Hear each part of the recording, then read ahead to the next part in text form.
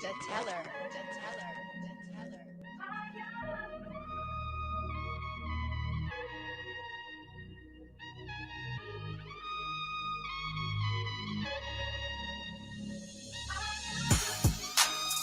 It's another day. Left jab, right jab. This is MMA. Mixed martial arts, quick body parts. Undefeated when I pick 'em. Who the champ, who the victim? Looking in my crystal ball, I predict the winner. Never stop fighting. If you lose, keep your chin up. Know how the game go. I'm a smart fella. Welcome to the show. This the MMA fortune teller.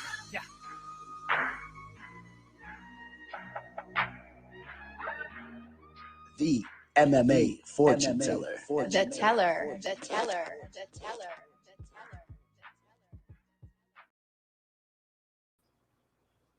What's up, boys? Getting ready for a good one today, man. MMA live discussion, episode number 9. Really excited for this one, man. We got a great guest that's going to be joining us, Khama Worthy. Of course, you guys are familiar with Khama. He just fought this past weekend, had the major upset, or maybe not major, but at least a big upset, right, against Violent Bob Ross. So that was pretty cool for Khama, right? Big time. I'm sure he upset some people's plays out there and whatnot. Some people probably had him in some parlays, but nevertheless, man, big win for him. And yeah, man, I'm excited to chat with him. He's obviously proven to be a true threat to the division at this point. I really look forward to seeing him get his next fight inside the Octagon and seeing where the line's at, because in my opinion, I guess technically he was disrespected. Of course, hindsight's always 20/20, but if you look at where the lines were, they were obviously off, right? He came into the Octagon as a major underdog against Devontae Smith, pulled off the knockout in that fight, was a big underdog against Violent Bob Ross, went in there and pretty much outclassed him. The second round, Violent Bob Ross took his back and whatnot, but obviously he didn't get the finish. Khama showed that he can defend the submissions and wasn't going to gas out in there. Came back strong in the third round. And, I'm excited to chat with Khama Worthy, man. So Khama Worthy should be here right around 8:30 or so, just to give you guys a heads up. That's when he'll be hopping in. And I got some good questions lined up for him. If you guys got some questions for Khama Worthy, comment them now. And, I'll try to make note of them. And also when he's here, rewrite, comment them again, or just make sure I take note of it. If you guys got some good questions, I want to make sure I get those questions to Khama. Khama Worthy, man, this guy's an interesting dude. Training over there in Pittsburgh. His striking is obviously just, lights out, man. He has some nasty striking. And we saw that in the Violent Bob Ross fight, because if you guys caught on to that, man, Pena was so hesitant. Usually Bob Ross puts a very high pace in his fights with his striking. He likes to use those T kicks. He likes to walk his fighters down, his opponent down. And you could see it in that fight that he was basically scared of Khama's power.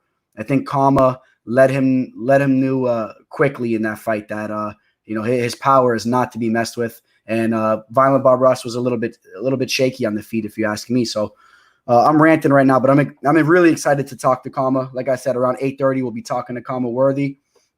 What's up with you guys? What's up with all the boys here, man? I see we got some newcomers. That's awesome, man. I always welcome anybody new to join the community over here. Let's say Muay Thai 23. What's up, Muay Thai 23? And Mitt, welcome him over here, man. Good stuff, bro. And yeah, man. Other than that, so like I said, Khama will be here 8:30. There's a couple things I want to talk about. Of course, we got UFC 251. You guys probably already heard the breakdown video. UFC 251 is a stacked card. And I know I've been throwing that term around recently with some of the better cards that we've had, but UFC 251 is really stacked. Like I said in my breakdown video, the top 3 fights, if not the top 4 fights, can all be headlining their own card. So to have them all on one card, it's pretty amazing. That's going to be an excellent night of fights. I like how they're setting it up as far as the time frame. It's going to play out nice for us. I think the main card starts at 10 p.m. Eastern time, which I like. I like the later cards. I think it'll be good for the fight companions. I feel like recently these fight companions are really just getting going, and then we got to shut the show down. We do hang around a little bit later and whatnot, but I think it would be cooler if the fights were still going down a little bit later, you know, having the main events go down, you know, late night like they used to be. So I'm excited for that. And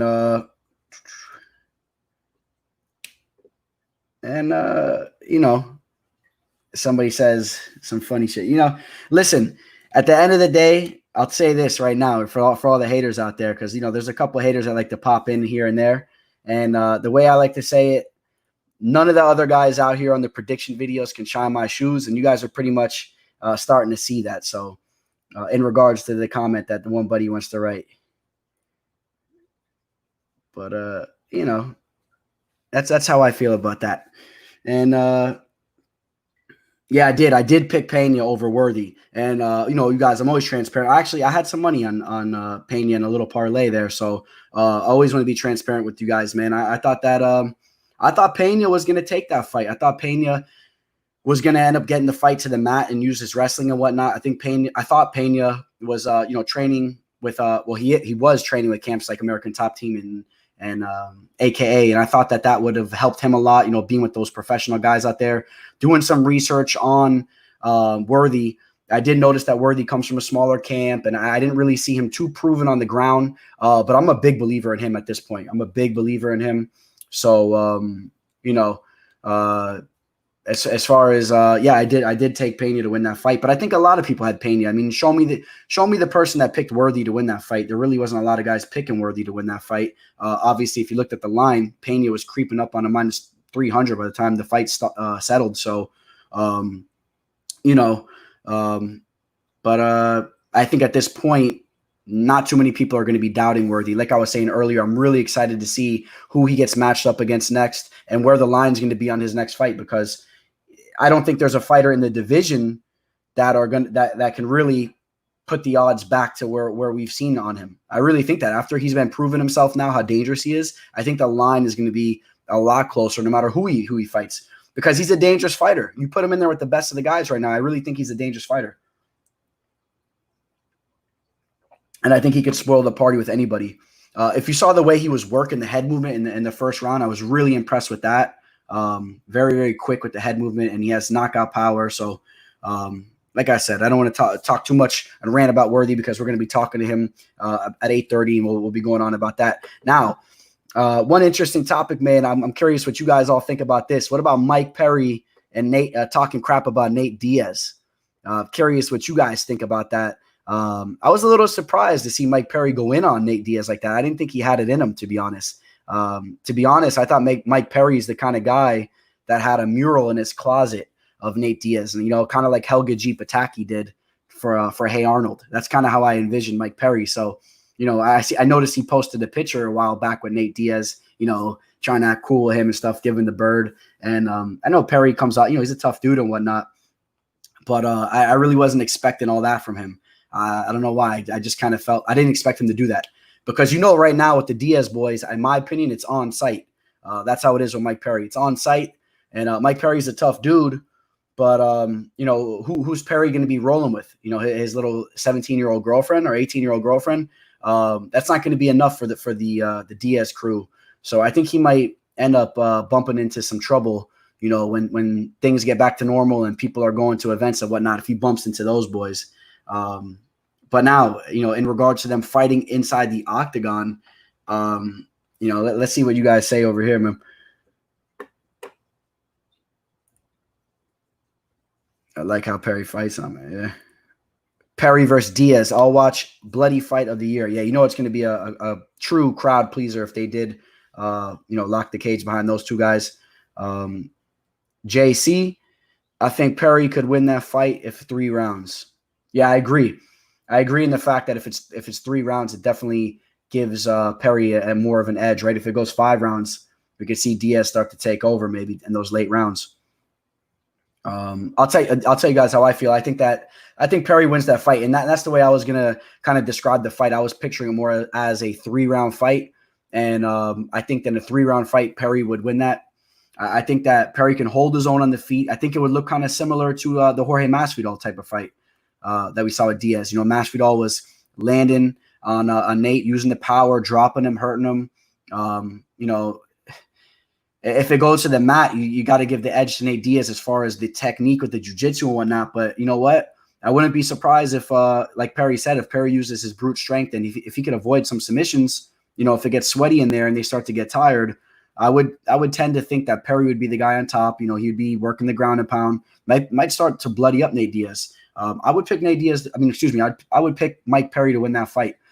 Now, if Diaz came in super sharp, and the cardio is always going to be there. If Perry started to fade, maybe he starts to pick him apart in the later rounds. But I think Mike Perry's cardio is underrated. I think his cardio is pretty decent. So I actually don't think that he's the type of guy that's going to gas out. We've seen him throw down in some wars, right? We saw him in the Vincent Luque fight, didn't gas out in that fight. We saw him in this fight this past weekend, and he goes strong. He really goes strong. In a high-paced fight where he's pushing the pace, slamming dudes down, he never gasses out. So at this point, I would have to go with Mike Perry. I don't think Nate can hurt Mike. Yeah, I don't either. I think Nate Diaz would break his hand on Mike Perry's forehead. That's how I kind of picture that. Mike Perry's a moose, man. That guy is a moose. I really want to see Mike Perry, get mixed up in a real official gym, man. I want to see him, go over there to come down over here to American Top Team. I know he says he wants to train with Yoel Romero. I would love to see that. Let him work on his wrestling. And I think that he could be a true threat to a lot of fighters. Just he has to keep polishing up his game, get his head right. And, that's what I think. But Chris Garcia says Diaz would give him the Stockton slap. So, yeah, man. Hey, you never know. Diaz is a stud of a fighter too, man. Is Diaz going to make a return to the Octagon, man? When are we going to see Nate Diaz throw down again? Who knows, right? It's a shame, and I'm a big Diaz fan. A big Diaz fan. Nate Diaz and Nick Diaz. The way that Nick Diaz left the game was really upsetting for me. I've been watching Nick Diaz from way back in the day. His first UFC stint to Strikeforce. I was a big fan of him over at Strikeforce. Obviously, he came back to the UFC, and I was always a big fan of watching him throw down. But I wasn't a big fan of his antics as far as just not showing up sometimes and always making it hard to get fights going. All the other antics I love. I love him flipping the bird. I love his personality. I love how he's crazy. He's a free bird. But not a fan of how it's tough to get him in there sometimes. And I wish we could, watch him fight at least twice a year.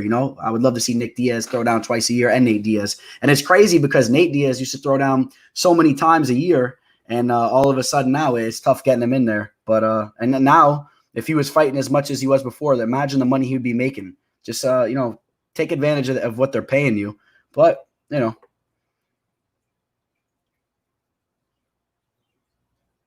Nick makes too much money with his business and weed. Yeah, probably, right? I know he makes some money on the side, right? I know he's big into that, right?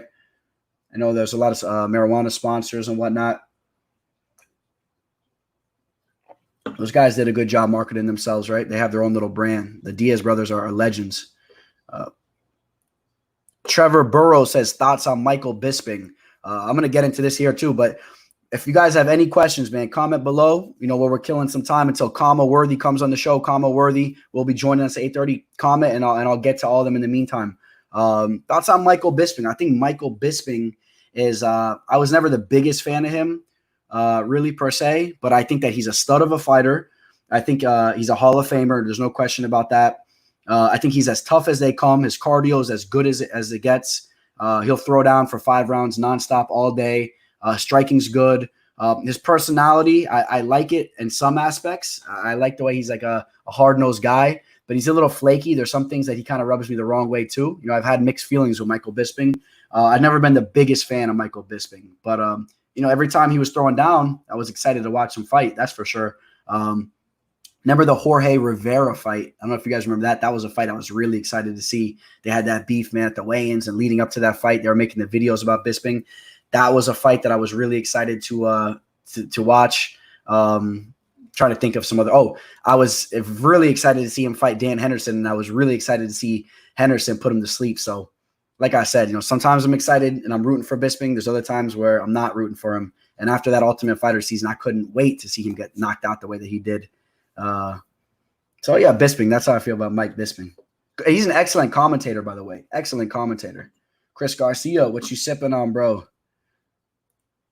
I got a nice little martini, some French vodka, about 30 olives in the bottom, but they're little. I'll get to those later. I don't want to be chewing in your guys' ears, so.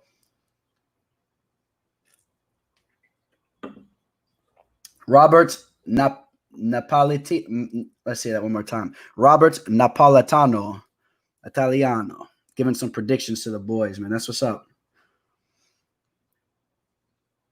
And we got Usman, Volkanovski, Jan, Andrade, Ribas, Ozdemir. I like how you went in detail on your picks too. So yeah, I mean, I'm pretty much in agreement. Well, actually, I'm not agreeing on the Usman fight. Like you guys heard in the breakdown video, I've been back and forth, so I haven't made an official decision. It's looking like it's going to be Burns though. Probably going to take Burns to win that fight, and I think the line is a little off. So, but nice picks, man. Nice picks. All heavy favorites though, really, right? Usman's a heavy favorite. Volkanovski's a heavy favorite. Jan's a heavy favorite. Oh, excuse me. I'm sorry about that. You picked Andrade in the first round. I'm sorry. So we're in a disagreement on that fight. Sorry, that went under the radar right there.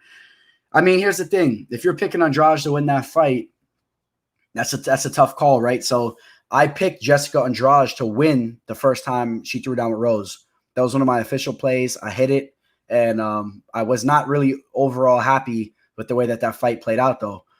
As soon as the fight started to transpire, man, Rose Namajunas was whooping her, right? She was really, really piecing her up. And as far as I was concerned, man, I talked about this, I think, in the prediction video. I was already up 2 fights on the night. It was going to be a profitable night, but I was still stressing out. You know, I was like sitting with some people I was watching the fight with. I was pissed. I took Andrade. I'm like, I never saw this happening. Rose was styling on her. And then all of a sudden, Andrade picks her up against the cage. You know, the rest is history, right? Rose went for that nasty Kimura, whatever. She was holding it on for too long, and you know she ended up getting slammed on her head. And I think it's a little tough to pick Andrade to win this fight right now. I mean, maybe I wouldn't go that far. I mean, I get it. Andrade is a beast. She has the grappling too, right? She's strong, but the way she was getting picked apart in that first fight, I feel like it's a little hard to pick Andrade. So that's why I went to the other side. I picked I picked Andrade the first time around. Now I'm going with Thug Rose. Stay tuned to see if it's an official bet, but you know the line is on Rose, right? Rose is the heavy favorite. Oh, look who's back. The GOAT. The GOAT, Edmund. 4 weeks until the GOAT is back. Edmund Shabazian. Yeah, man, that guy, I'll talk about him every time, man. And I'm assuming the GOAT, Edmund, you must have a connection to the guy, Edmund. He has to be, come on, a cousin or something. Get him on the show. We want to talk to Edmund. We'd love to have him on the show, so bring him on. Aiden's picking Thug Rose. Like I said, man, you gotta lean Rose in that after what she showed. The thing is with Thug Rose too, just to touch upon that a little bit more, I think she does, like I said in my prediction video, I think that she shows some mental lapses in there at certain times. So it's a little tough having money on her, but you know, at those odds when she kind of drops the ball a little bit. But you know, I don't know, tough fight.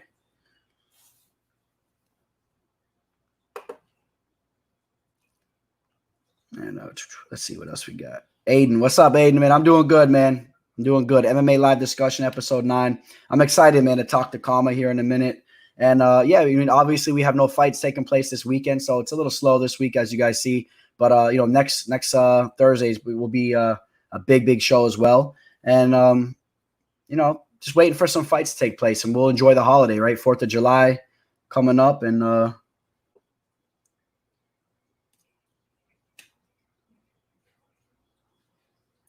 let's see, Rico Suave. Jessica Slam was a situation win. Rose won't be happy to grapple her this time, in my opinion. Yeah, I mean, you would expect maybe Andrade can get on top of her a little bit, right? Maybe she can get on top, but don't sleep on Rose's jiu-jitsu game from bottom too, man. She'll be slapping on arm bars and all types of stuff too. So, you know, be careful. What's up, Michelle? Good to see you joining us. Michelle knows her stuff. For those of you guys that don't know Michelle, she knows all her stuff, man.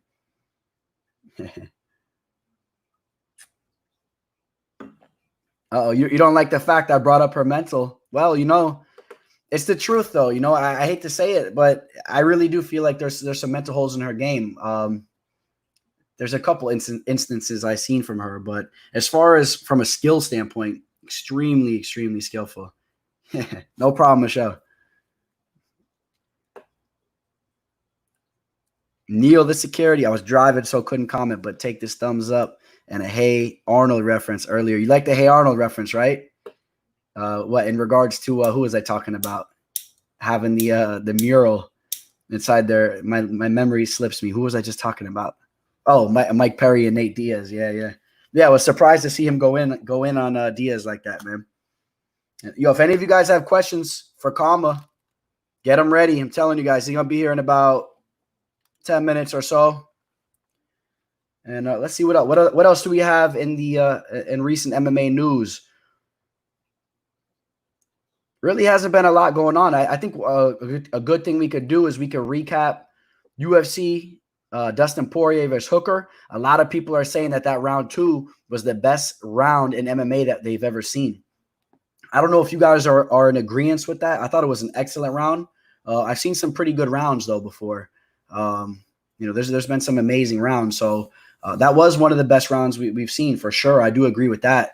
The Joanna Jędrzejczyk versus Weili Zhang. That was an excellent fight as well. Right now, those two fights are pretty much battling for the fight of the year, right? In most people's eyes. I'll tell you what, though. I thought that Poirier was kind of winning that fight a little bit more convincingly than a lot of people were talking about it, after the fact. But, I thought Poirier was pretty much in the driver's seat, in my opinion. I guess because I was so comfortable with him in the later rounds, I knew he was going to take over that fight. That was a 5-unit play for me. That was my biggest play of the night on Dustin P. And DP is a beast, man. So, but I thought it was an excellent fight for sure. Any fight that Dustin Poirier is engaged in is an excellent fight, right? When's the last time there was a boring Dustin Poirier fight? Win or lose, it's always exciting. So,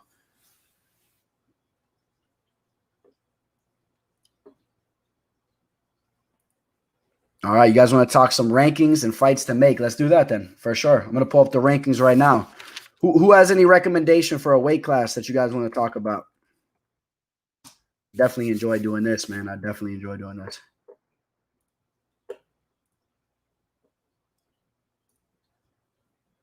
Pulling up the rankings as we speak.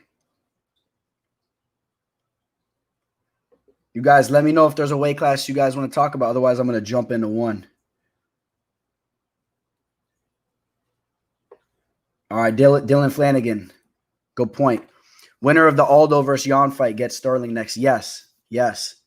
Aljo has to be next, man. Aljo has to be next. He's been putting in work. He looked so good, man, against Corey Sandhagen. I think that you have to give him the winner of this fight.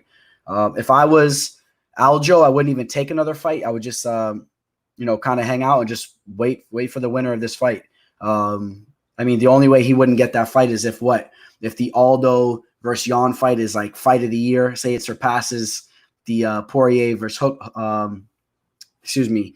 Dustin Poirier versus Hooker fight, and say it's more exciting than that, and everybody wants to see this fight get ran back. That's the only way I would foresee Aljo not getting the next fight, because what he went out there and did to Corey Sandhagen was absolutely crazy, man. Just the way he took him down, pulled off the submission. Corey Sandhagen's no slouch. And, who else is there? Let's pull up the bantamweight rankings right now.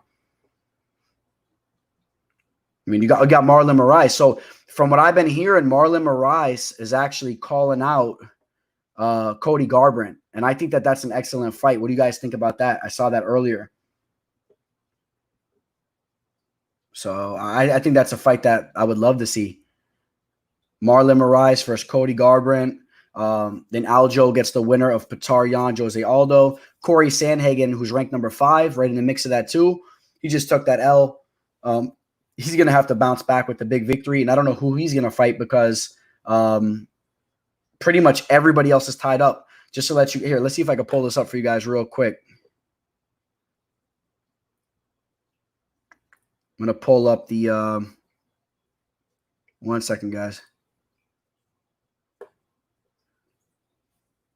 pretty cool too, man. I just got a message from Mike Trezano. Mike Trezano, you guys know him, man. Very skilled fighter who came from the Ultimate Fighter. He just shot me a DM, so that'd be cool, man. We're gonna get him on the show. We'll probably do that next Thursday, maybe. And but back to the bantamweight rankings. Let's see. I'm gonna pull this up for you guys. Let's see.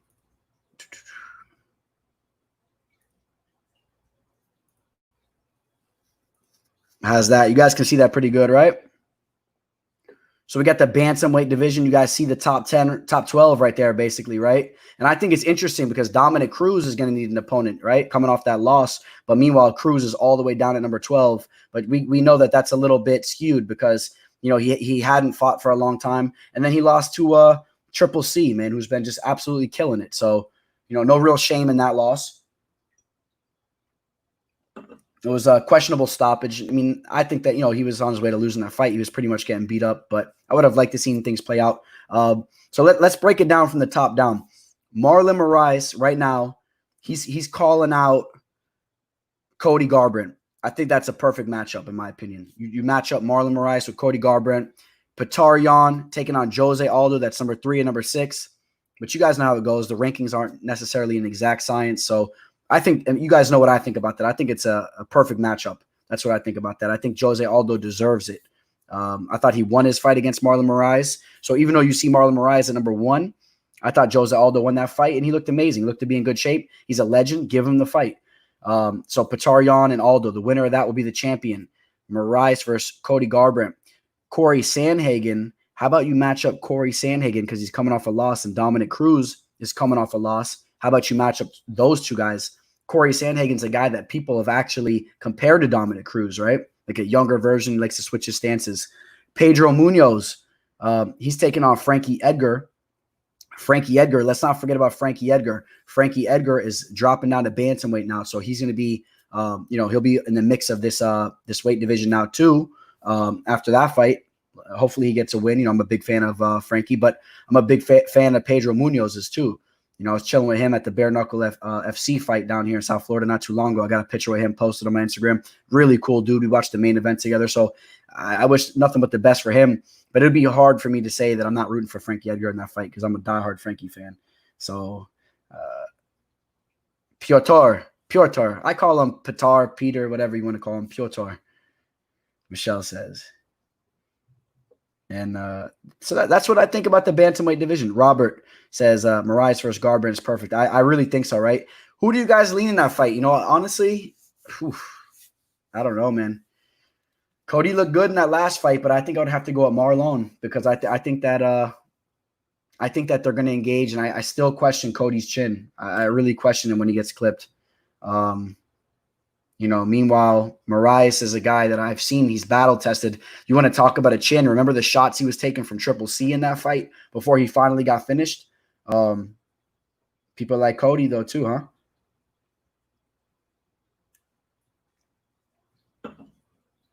Dylan Flanagan says, had Dana replied to you since that last time on Instagram? Nah, man. Haven't talked to him since that or haven't had any type of communication with Dana since then. So, but you know what? He said, show me what you got. So that's what I'm out here doing, man. I'm going to be grinding nonstop. And eventually, once everything gets back to normal with this whole virus situation, it'll be a lot easier for me to get in contact with Dana. Believe it or not, you know, I'm sure a lot of you guys know, if you guys go out to the events and if you're bouncing around, you could bump into Dana. You can get close to him. So, you know, if you guys see my intro video, I met him. See, back when I met him, that was at Titan FC a while ago. I didn't really have all this going on. If I had this going on, would have had my business card, would have slipped it to him, and I would have had a quick conversation because I said a couple of things to him. He's a cool dude. But unfortunately, I didn't have this whole thing going. So we're going to get a hold of Dana. Trust me on that. Let things get back to normal. You guys, wait till you see the content I'll be getting you guys, man. When things go back to normal, you're going to be getting the GoPro in my head, or maybe not that, but we'll see. But you're going to get some real personal or in-person type content, man. Just me running around the arena. I'm going to bump into Dana, and we're going to let him know what's going on. And we're going to get Dana White on the show, MMA Live Discussion. We're going to get Dana White on the show. So stay tuned, man. Stay tuned, Dylan. All right. 8:30, man. I'm going to check on Khama. See what's up with Khama.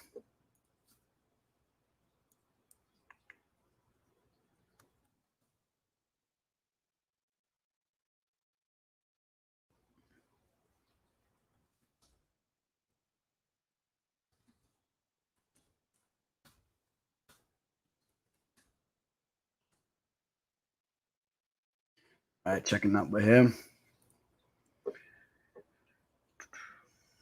What else? What else we got? Well, you know what? I want to look into another division, a division that's pretty exciting, man. I think some big implications coming up here soon. And actually, as of recently, right? We got to talk about the Poirier fight. What about the lightweight division? I'm going to pull that up for you guys, too. Here we go. So I think everybody's pretty much in agreement, right? Justin Gaethje is going to be taking on Khabib. I think everyone's been talking about that. And definitely excited to see that matchup. DP just won again, right? A lot of people have been talking about that Tony Ferguson fight, Tony Ferguson versus Poirier. I don't really want to see that. I'd rather see Hooker versus Poirier. Excuse me, I'd rather see Hooker versus Ferguson. Two guys coming off losses. I really feel like that Poirier will whoop up on Ferguson right now. We saw some holes in Ferguson's game, and it's the boxing. It really is the boxing. We saw him get dropped in the Anthony Pettis fight. Of course, he has crazy willpower, crazy cardio, but Poirier does too, and Poirier is going to be tagging him on the chin. I don't really want to see him get whooped up like that. So I want to see Dan Hooker take on Tony Ferguson. I want to see Charles Oliveira take on Dustin Poirier, and then I want to see Gaethje versus Khabib. And then what's going on with Conor McGregor, right? Conor McGregor's retiring every other day. So I don't even know what's going on with McGregor. I really have a hard time visualizing Conor McGregor fighting inside the Octagon anytime soon with no crowd. So, hey, but we got a special guest that's going to join us now. Extremely excited to have him on. What's up, Khama? What's up, brother? Just chilling, man. How you doing? Good, man. Good play. I just finished up teaching the class.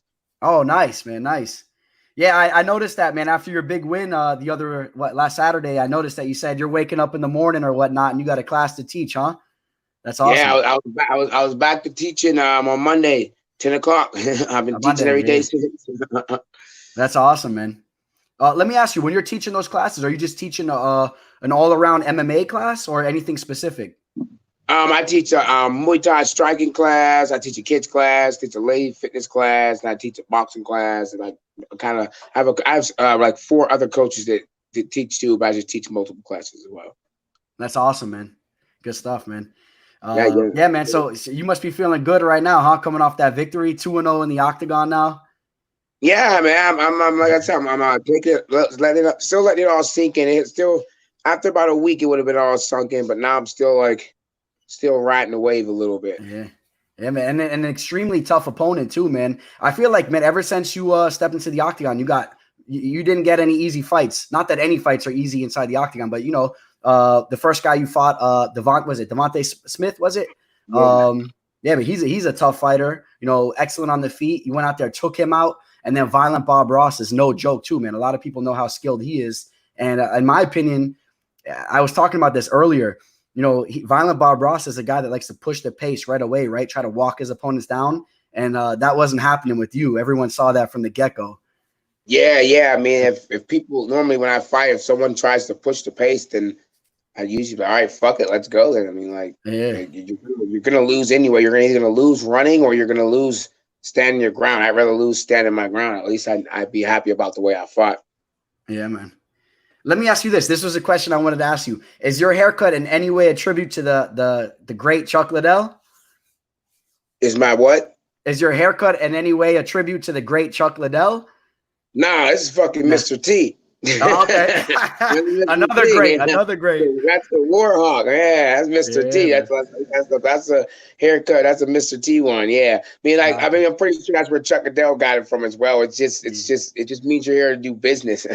Yeah, man. I like it. But the only reason I was thinking Chuck Liddell too, man, is because I feel like you guys have a similar style, man. And in some aspects, you know, you got the power, man, and the hands. You're striking. Oh, yeah, definitely. So, I was a big Chuck Liddell fan. I mean, who wasn't? Like, Chuck Liddell was the first superstar, technically. Like, he took MMA to a next level. But, I'm the reason I cut it like this is kind of Mr. T. I like Mr. T. Mr. T's a beast. So let me ask you this. What do you think of, like, some of the original mixed martial arts fighters? Who were some of your favorite fighters that were actually throwing down? I mean, I know Mr. T was, I'm sure, a fighter in his own sense, but who was your, you know, the real fighters in the Octagon throwing down that you were a fan of? By the time I got into MMA, it was like when the rise of like George St. Pierre and stuff, and like Matt Hughes. I always like Matt Hughes. Of course, Anderson Silva. I was always been a huge Anderson Silva fan. Like being out here in Pennsylvania, everybody fucking wrestled, and I was a striker. So when Anderson Silva was waxing people, I was like, yeah, fuck y'all. Like all of my teammates and friends and shit, they were all wrestlers, and like they were all. I remember he fought Joe Son. Everybody in the room was cheering for Joe Son. I'm sitting there like cheering for Anderson Silva. I was the only one. Yeah, Anderson Silva was a different type of fighter, man. He was he looked like he was in the Matrix out there, right? The way he used to finish guys. Yeah, crazy, he was definitely. He was just a step ahead at the time. He was a step ahead of everyone. And it's kind of crazy to think. I guess we'll probably be seeing him throw down in the Octagon again at some time, right? I don't think we've seen the last of him. I hope not. I don't want to see Anderson Silva fight no more. I love Anderson Silva.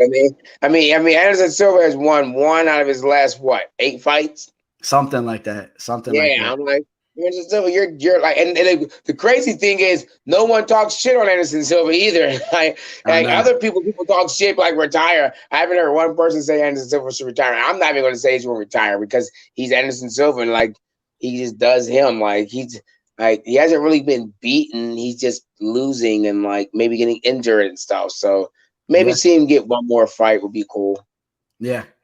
I have a feeling we'll see that, right? Because, I mean, he even held his own with Israel Adesanya. I mean, Adesanya, he pretty much took over that fight, but still, Silva was in there throwing down. So, that was a good fight. Oh, yeah, for sure. Yeah. So let me ask you this. I heard, I was trying to pull up some information on you, and, being that you're kind of relatively new, at least to like, the UFC and whatnot, I couldn't find too much information on you, but I did see that you were a model, huh? You were a model at some time? So yes, what kind of model were you?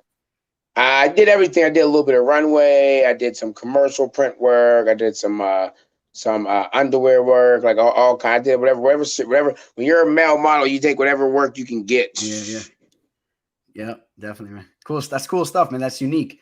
And it's different. Were you fighting at that same time too? Were you already throwing down? Were you fighting? No, like training? I stopped modeling and started fighting. Okay. I stopped modeling and completely seriously got into fighting. And were you already like a natural fighter? You already had that in you? How did you know? How did you get into fighting? How'd that all happen? How did you just end up going into a gym? I could say I always had it in me, but my father did traditional martial arts, but I didn't want to do that. And I was a big fan of Bruce Lee. Like I watched all the martial arts movies growing up and stuff. But I just didn't know how to like release it properly. And then I found out about MMA and was like, oh shit. And I moved back home and started training and I've been doing it 13 years now. That's awesome. Good stuff. So, after coming off this spectacular victory that you just had, I feel like I kind of know the answer. I saw a little sneak peek earlier on shout out to Kevin Ioli. I saw a little interview over there, but any news on who you're fighting next or who you want to fight next? No, there's something in the works right now, so it's just in the works. You're gonna have to hear it when it pops. Got you. We're all excited, man. We're really excited, so I'll be staying tuned to that. I kind of hope it's a fighter that's a striker because not that it matters because you show now that you're well rounded, right? It doesn't matter where this fight goes or any fight goes for you.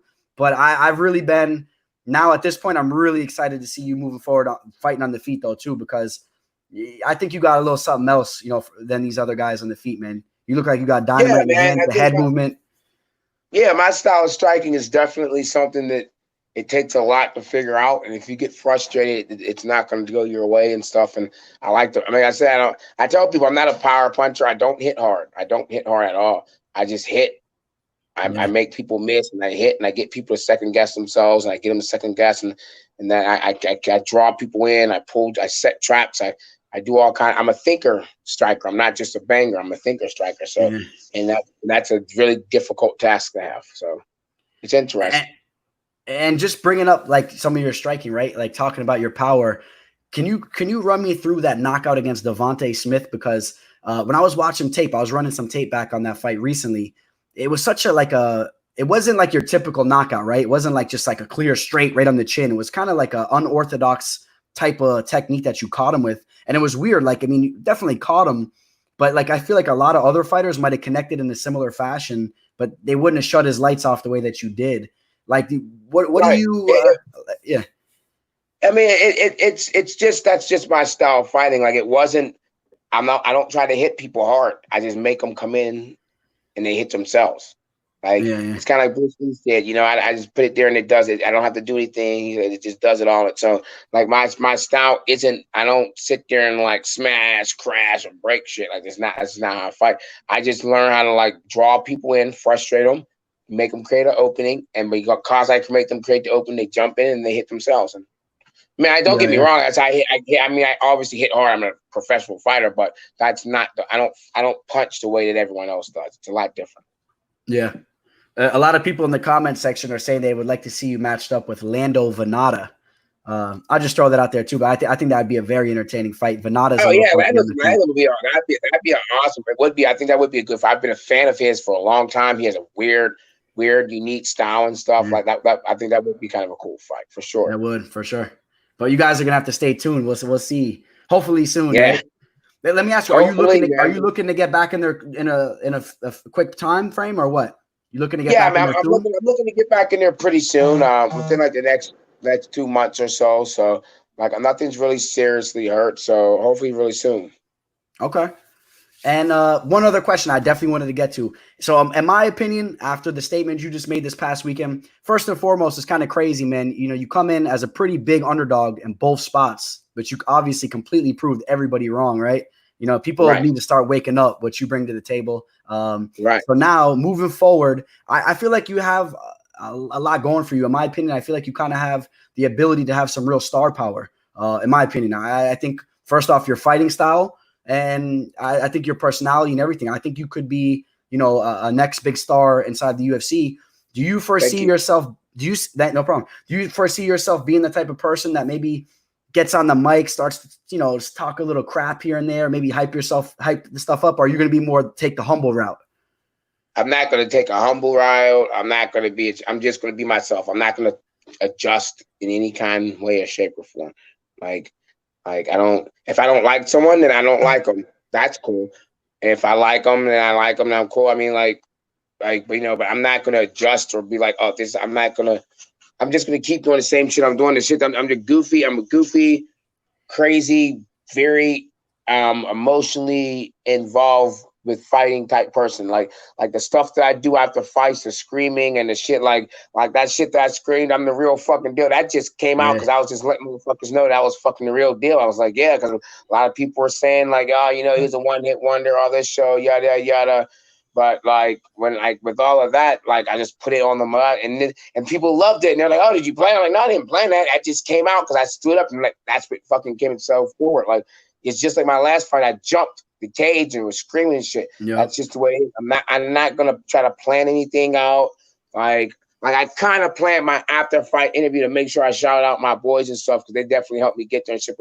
But besides that, like I'm not gonna like talk shit on people and stuff. That I think that's the worst thing I've ever seen. If it's real, like the Diaz brothers, I like them. Their shit's fucking real. That's just fucking real. They're the same person like that when they're at home than they are in front of the camera. But when it's fake, it's like now we're like WWE, and I don't want to be if I wanted to do WWE, I'd go do WWE, but I don't. I'm a fighter.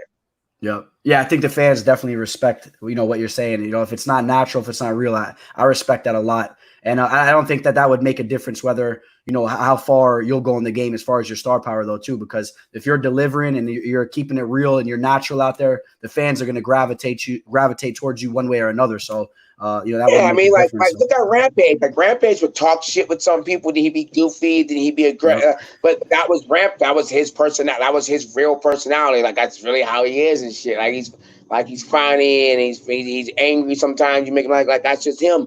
And I'm kind of like I'm not patterning myself behind a certain person, but I am who I am. Like I'm not like trying to adjust or be like, oh, I need to like start doing this because I'm like, fuck that shit. That's then you have a whole bunch of carbon copies of the same fucking person, people wearing the same outfits and saying the same sayings and shit. I'm like, that's boring. Like who wants to watch that? Because then the simple thing is you have to fight like that, and everyone doesn't fight like that. And everyone doesn't fight to entertain that way. Like you're talking all this shit about fighting, and then you're not actually going out there and fighting like that. Then you look fucking really fucking stupid. Like I'm like, dude, you're talking all this shit. You haven't finished a fight in 2 fucking years. The fuck wasn't see you fight? Like, you know what I mean? Like you have a 20% finish ratio, but you're talking a whole bunch of shit. Like, the fuck? It's Like, true. that's No, it's true. Yeah, hold on 1 second. Yeah, no problem. I'm at my gym. My phone's ringing. Yeah, no worries. Guy, me, how can I help you?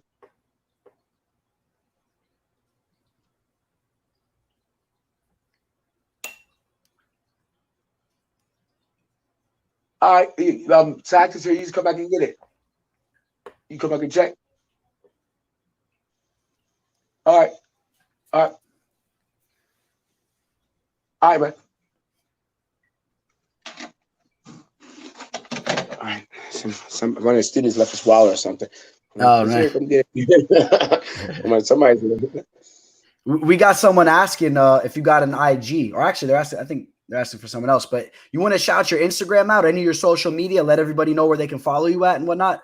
Yeah, my Instagram is Khama the Death Star Worthy _1. There's another one out there _11. And whoever the fuck that is, I'm sending a warning right now.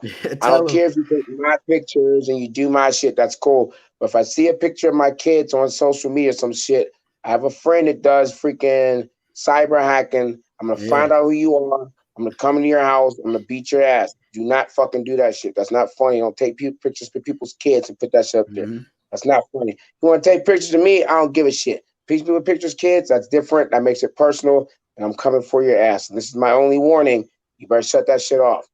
But yeah, that's my. Let them know, bro. Let them know. Hey, I might need to use your connection too, bro, because believe it or not, just earlier this morning, bro, I just saw, or actually I saw it last night, and then I found the dude. I commented him this morning. I got some dude trying to make an Instagram hack of my stuff too, you know, using like a similar type name, the MMA fortune teller, putting pictures up too. So I mean, they go out there, they do it to all of us, bro. I don't get that. I'm like, who the fuck? If you have that much time, why don't you just start your own shit? Yeah. What? You know, but you know how some of these guys are. To be honest with you, man, I have a feeling a lot of it's like some kids too. You know, a lot of young kids are probably hopping on here, you know, making these types of accounts and whatever. Who knows?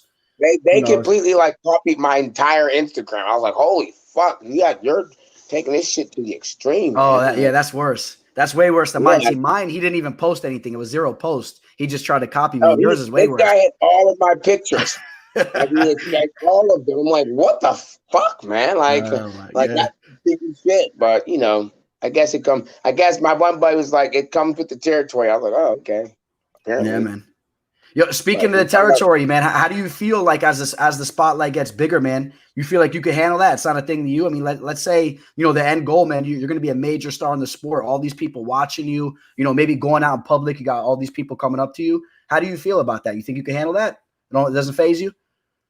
Ain't shit to me. I still take a shit when I gotta take a shit, just like everybody else.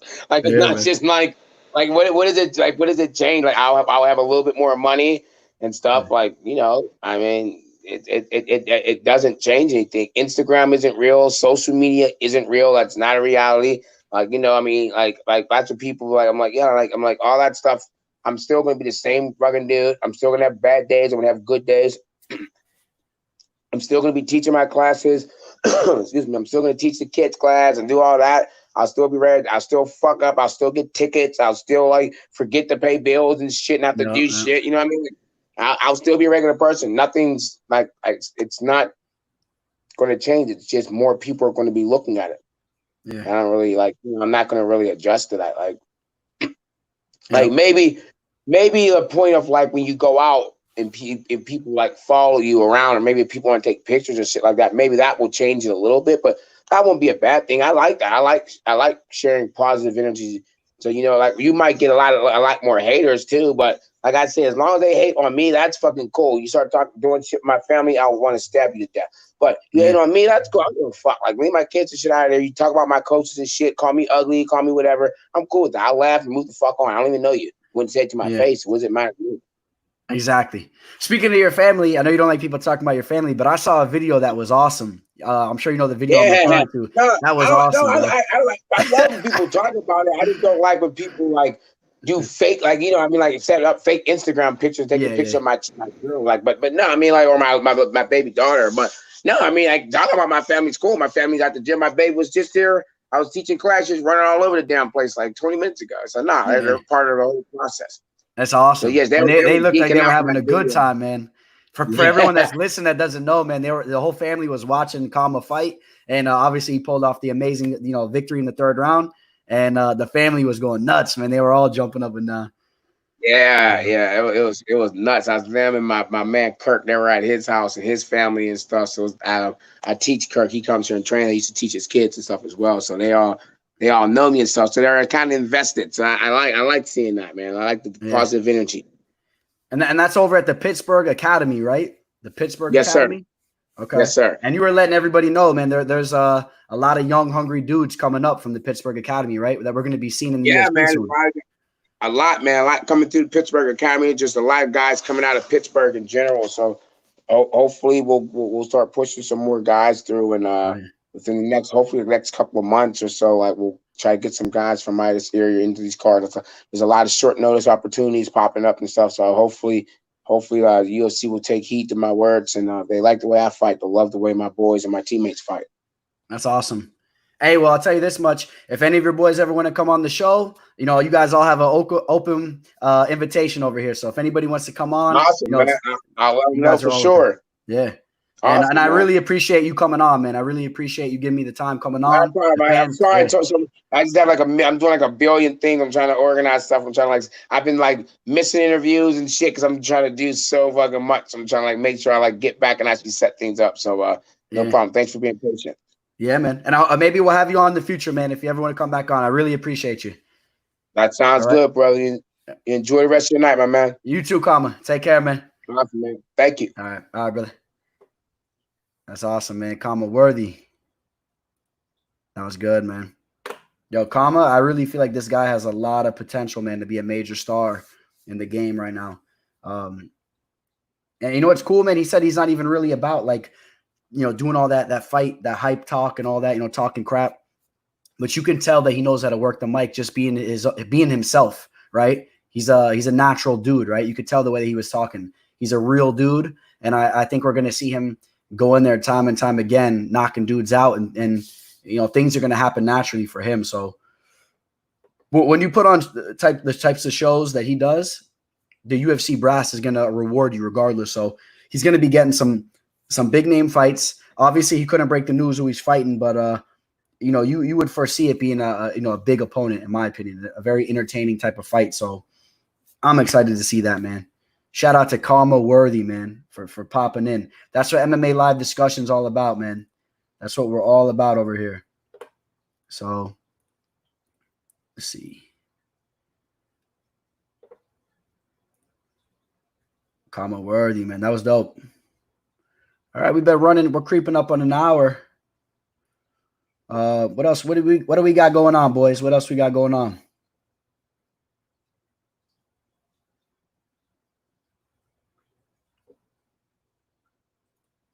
Jay Coyle. He became my favorite fighter when he knocked out Devontae Smith, and people didn't believe me when I said he would beat Pena. Good call by Jay, man. Good call. Yeah, man. Khama's proved himself at this point. He's definitely proved himself. The thing is, if there was maybe a possible hole in this game, if you didn't know or were not looking on tape, maybe you thought the grappling, but the grappling looks good, man. He's stuffing takedowns. He's grabbing guillotines. He's going to be giving guys a lot of problems. He's going to be giving guys a lot of problems. Michael Rosa. Do you have a pick for Usman and Burns yet? I'm going to give you guys my pick right now, right? I've been telling you guys, I've been back and forth on it. My pick is going to be Gilbert Burns. I'm taking Gilbert Burns to take out Kamaru Usman. You guys know where the line's at, so Burns is a big dog, but I'm taking the dog in Burns. I took Burns in his last two fights. Even probably going back further than that, but just specifically, I took him in his last two fights, and he was a big underdog in both those fights, right? People had Maya to take him out. People obviously, a lot of people had Woodley to take him out. I took him over Woodley. And I actually had bets on both those fights. I'm not saying that I have a bet on him to take out Usman. Stay tuned. Maybe I do. Stay tuned. But I'm picking him to win the fight. My gut tells me I'm going to take Burns. So that's my pick, Michael. Shout out to Michael. What's up, Mike?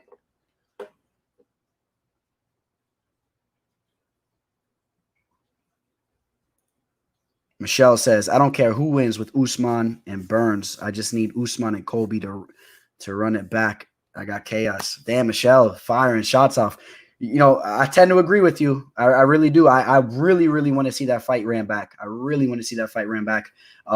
my opinion, that was one of the most exciting fights we've seen in the division in a long time. In my opinion, it was the two highest caliber welterweight fighters in the world throwing down.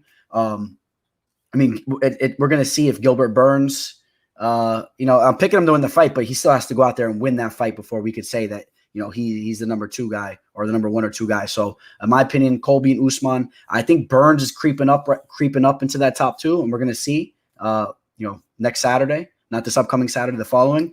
But I want to see that fight ran back. I really do. I thought that fight was so epic. I had Colby winning that entire fight up until the 5th round until he got finished. He was winning the 5th round, in my opinion, too. I think at the very worst, you could have had it 3-2 Colby if he didn't get finished. And if you guys don't remember, Colby got finished in that fight with about 50-something seconds left on the clock. That's crazy. He got finished with 50 seconds left on the clock, and he was on his way, to taking Usman out. So we got to see that fight ran back, in my opinion. The stoppage, I don't know if it was so much questionable. I don't know. It was a little weird, but I would have liked to have seen Mark Goddard let the fight play out a little bit longer, so we could have seen if Usman really was going to really finish him, let Usman beat him up even worse and then get the finish. But you got to give props to Usman for dropping him, though, right? The way he dropped him in the 5th, he dug deep, and you can't take anything away from Usman. But I want to see it ran back. Really want to see that fight ran back. I'm going to be dropping the link. If anybody wants to join the show, maybe not anybody. Nowadays, man, the teller has had to crack down. I tell you guys, a lot of haters out there. So I got to filter my back room. But hey, if you're in good standing with the teller and you want to come on the show, click that link. I'll bring you in. We could talk UFC 251. We could talk rankings. We could talk whatever you guys want.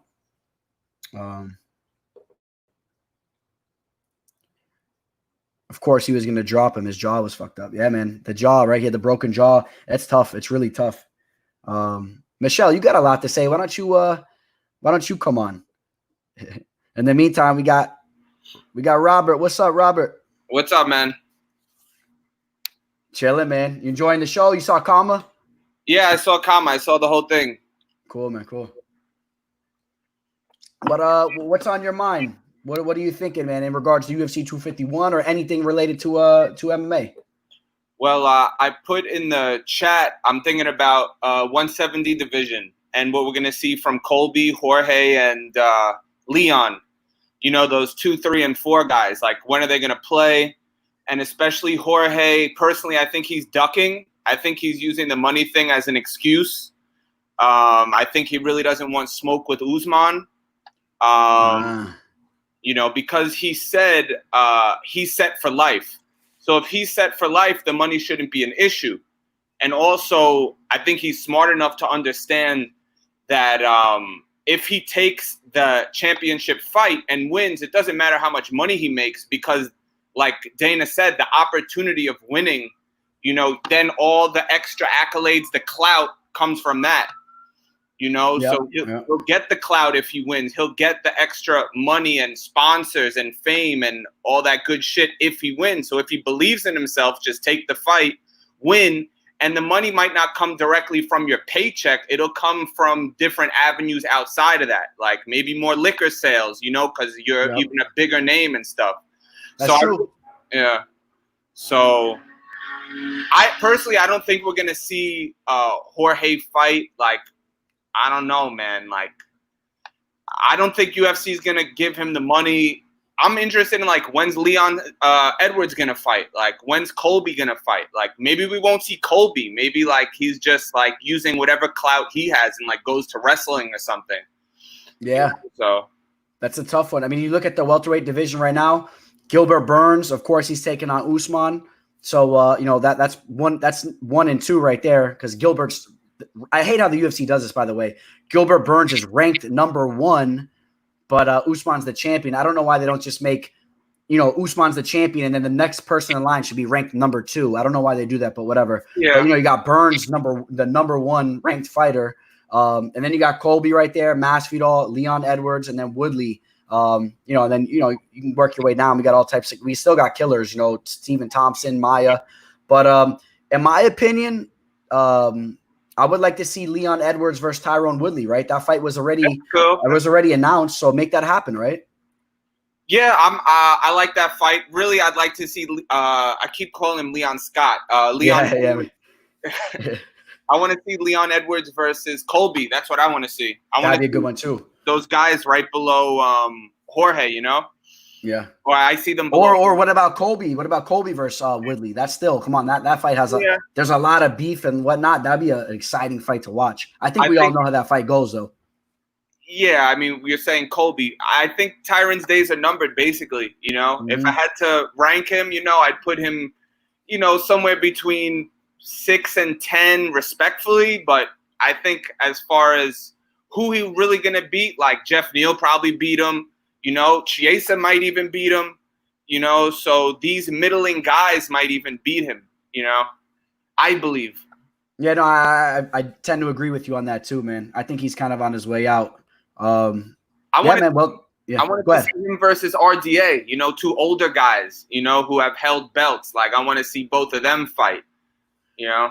I'll tell you a fight that I'm not really I'm not opposed to either. A fight that I wouldn't mind seeing is Conor McGregor versus Rafael Dos Anjos versus RDA. That was a fight that was initially supposed to happen.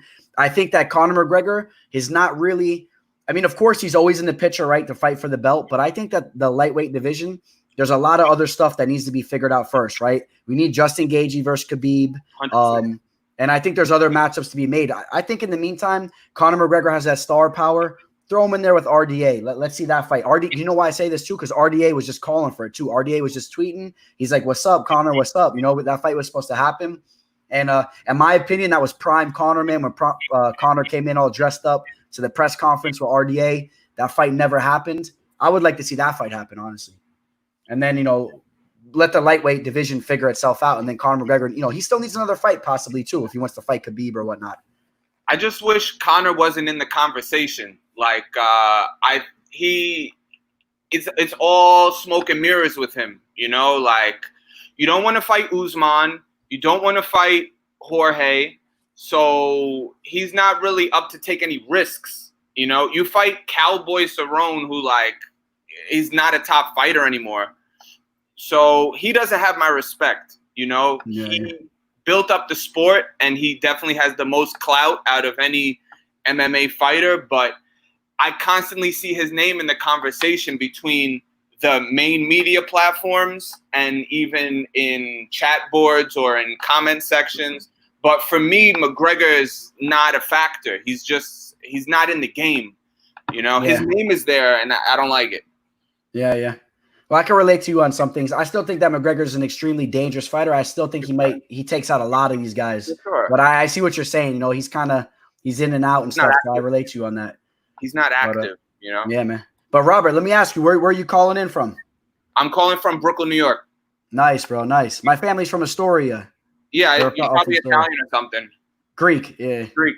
Cool, yeah. A lot of Greeks. Hey, I appreciate you coming on, bro. And you have an invitation, bro. Open invitation. Anytime you want to come on, bro. I appreciate you tuning in. All right, brother? All right. Later. All right, man. That was cool, man. Robert knows his stuff, man. That's cool. Oh, still here. Billy Brisbane. 1 second. I'm going to bring you on, Billy.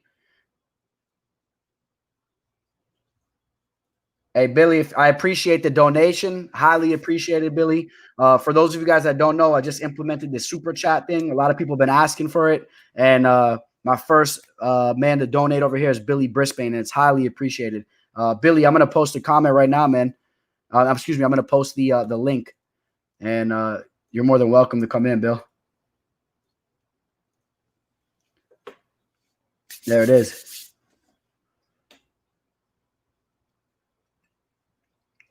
Yeah, Michelle, New York in the house, huh? I know, Michelle, you're from New York out there too, huh? You're from Brooklyn? Where Robert's from or what?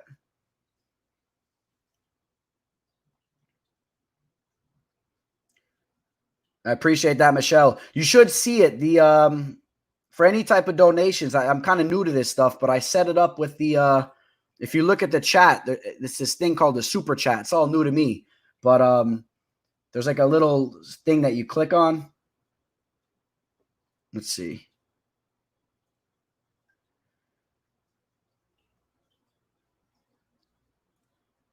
Yeah, if you look in the comments, right under where you type, there's a little like smiley face where you could put like little icons and whatnot, and then there's a little money sign. So I'm assuming that's how it works. I think that is how it works.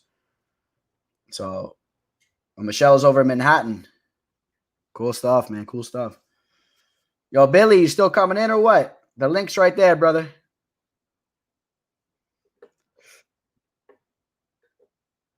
What are you guys all doing for the 4th of July, man? We got no fights this weekend, but we got Billy. We got Billy. He's coming in. What's up, Billy? What up? What up? What up? You there, brother? Chilling, man. How you doing? Hey, I really appreciate the donation, man. You were the first person to donate to the channel, bro. It's highly appreciated. No doubt, man. So, what's going on with you, man, in regards to the fight game, man? What are you looking forward to? What's on the horizon for you? What fights you looking forward to? I hit on that Khama Worthy play last week, so man, I'm antsy, man. I've been watching a lot of fight tapes and stuff like that. Man, I've been seeing a lot of people talk about Jose Aldo, but man, Peter Yan's different, man. I don't get it, man. I don't get it. Who are you looking at for UFC 250? Who's your favorite fighter that you're excited to see enter the Octagon? I got to say, you hit it on the head right from the jump, man. I guess somebody actually corrected me on his first name because I call him Peter, but it's Piotr.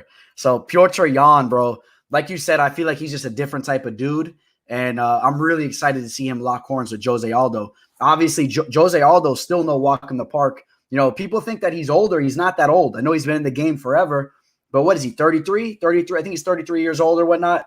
You know, still basically in his prime. I know he's been through some wars, but I think that Yan is just a different type of dude, like you said, bro. And that's the fight I'm most looking forward to. I really want to see how that plays out, man.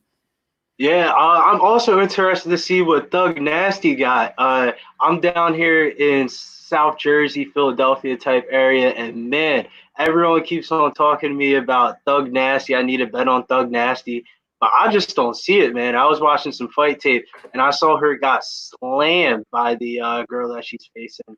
And you're talking about Rose Namajunas? Thug Rose? Yeah, Thug Rose. I mean, this is how I'll break it down to you as far as from my perspective, right?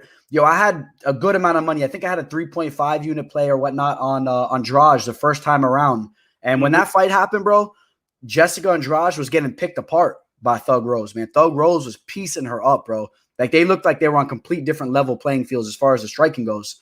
But eventually, Andrade locked horns with her, got her against the cage, and she kind of pushed her up against the cage. Rose like kind of tried to take her back on it. She was holding on and tried to snatch up a key lock, a Kimura, and she held on so long, and Andrade just power bombed her on her head.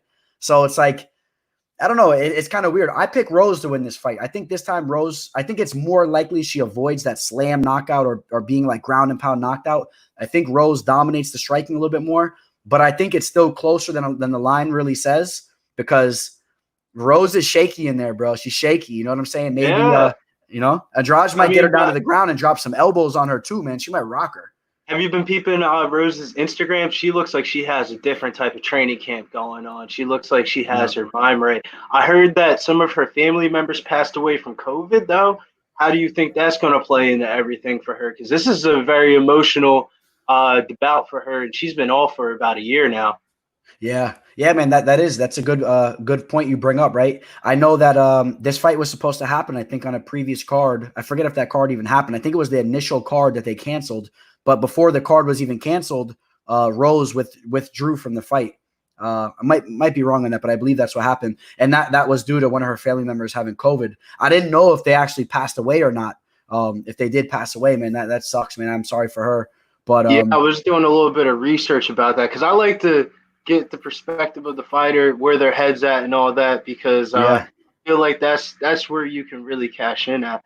I was looking at some people making their first UFC bouts. I'm looking at his name, Roman Bogatov versus Santos. I heard, I mean, all the old heads keep on telling me Santos is this, that, and the third, but I was looking at Boganov's highlight tape. He looks like he's about to make some noise in his first UFC debut. Yeah, he looks good. He does look good. He looks very fit. There's a couple guys making their first fight in the Octagon. They're making their entrance. Roman Bogatov taking on Leonardo Santos. I'm gonna get into that fight real quick though. I want to shout out Dylan, man. I really appreciate you, Dylan Flanagan, man. Really appreciate you giving me a donation. But yeah, like in regards to that fight, the Roman fight, he looks really good on tape, bro. He looks like he's in amazing shape. He pushes the pace. But I'll tell you my honest opinion on the fight, bro. I think Leonardo Santos takes that fight, and I'll tell you why. Leonardo Santos is a guy that has amazing jiu-jitsu. We're talking about a jiu-jitsu, like, high-level guy, man, like winning all types of competitions. He goes in his last fight after having like a 3-4 year layoff and gets a nasty knockout. It was against the Scottish fighter. What's his name? What was his name? I'm on Sherdog right now, so I can look it up, bro. The lightweight Scottish fighter. His name's slipping my mind, man. I should have known who this guy is. We all know him. What'd you say? No, Stevie Ray. Yeah, that was the last fight, Stevie Ray. And that knockout was nasty, bro. He threw a beautiful right straight right down the pipe, connected on the chin. So now his striking is coming around. But meanwhile, if it touches the mat, I'm telling you, his jiu-jitsu is going to be on a whole nother level. And then you look at his opponent, who's 10-0, the Russian fighter. He's like a beast.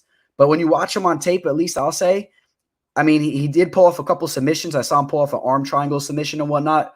But I wouldn't say he's even like on the same planet as the Brazilian fighter, bro. I really feel like Leonardo Santos is solid, bro.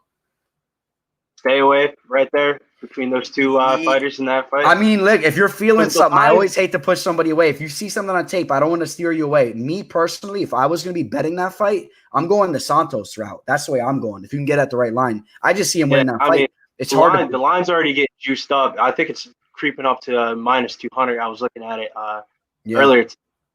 And then what else I was looking at? Volkan Azimir, wherever his name is, against Volkan Ozdemir. Yeah, Volkan Ozdemir. That was the other person I was looking at in my parlay with Jan. And I'm trying to find that dog. I'm thinking about – I love how you said Gilbert Burns, because I feel like a lot of the favorites have been winning these main card events, and I feel like the underdog is definitely due. It feels uncomfortable to say it, but it definitely – I think Gilbert Burns can definitely get it done. The only thing that concerns me is even though he didn't take a lot of damage in the Tyron Woodley fight, he's been fighting a lot since this whole entire COVID stuff has been happening and all that. This last year, he's been fighting a lot. A lot of weight cuts too, but let's remember also he used to cut down to lightweight now. So I mean, now he's at welterweight, so the weight cut's not too brutal on him. Like you said, I mean, he didn't really take any damage in that Woodley fight, really. But yeah, he's getting in there like very often. Yeah, man, I like Burns. It's funny you bring up that point though. All the favorites, a lot of favorites have been winning these the big time fights right towards the main card, and a lot of upsets early on the card, right? A lot of upsets been happening recently, man. For like a solid 2 months straight. I mean, obviously with the hiatus and all that, for like a solid 2 months straight, the underdogs are winning all the main the last fights of the night. So interesting to see if that can bounce back. But what else was I looking at on the card? I've been hearing about Mark Juan and Danny Harry is going to be the fight to watch in this little area of the card. Danny Henry and what's his name? Danny Henry versus Makwan Americani. Yeah, Makwan. Yeah. I'll tell it to you like this. When I was first eyeing this fight, before I really put a lot of time in on tape, I was thinking that Danny Henry was a live dog. I still think that, there's possibly some value on him. But honestly, the more I watch footage of both these guys, bro, watch all their fights, I lean Makwan to win this fight. I really think Makwan cleans up here. Danny Henry, if you watch him in the fight against Akeem Dawodu, the Canadian fighter, He looked amazing in that fight, right? Clipped him with a nasty straight right and then sunk in a nasty guillotine. It was disgusting. Put him to sleep, right? When he won that fight, he really put his name on the map. But if you watch all the fights before that and even his last fight against Dan Ige, of course, is a stud of a fighter, but Dan Ige completely outclassed him. He went out there and just destroyed him, bro. Finished him in the first round. But if you look at the fight even against Daniel Tamer, I'm not that high in that guy. I know he's a skilled striker. His brother's a really good fighter. But Daniel Tamer was even wobbling him on the feet and whatnot.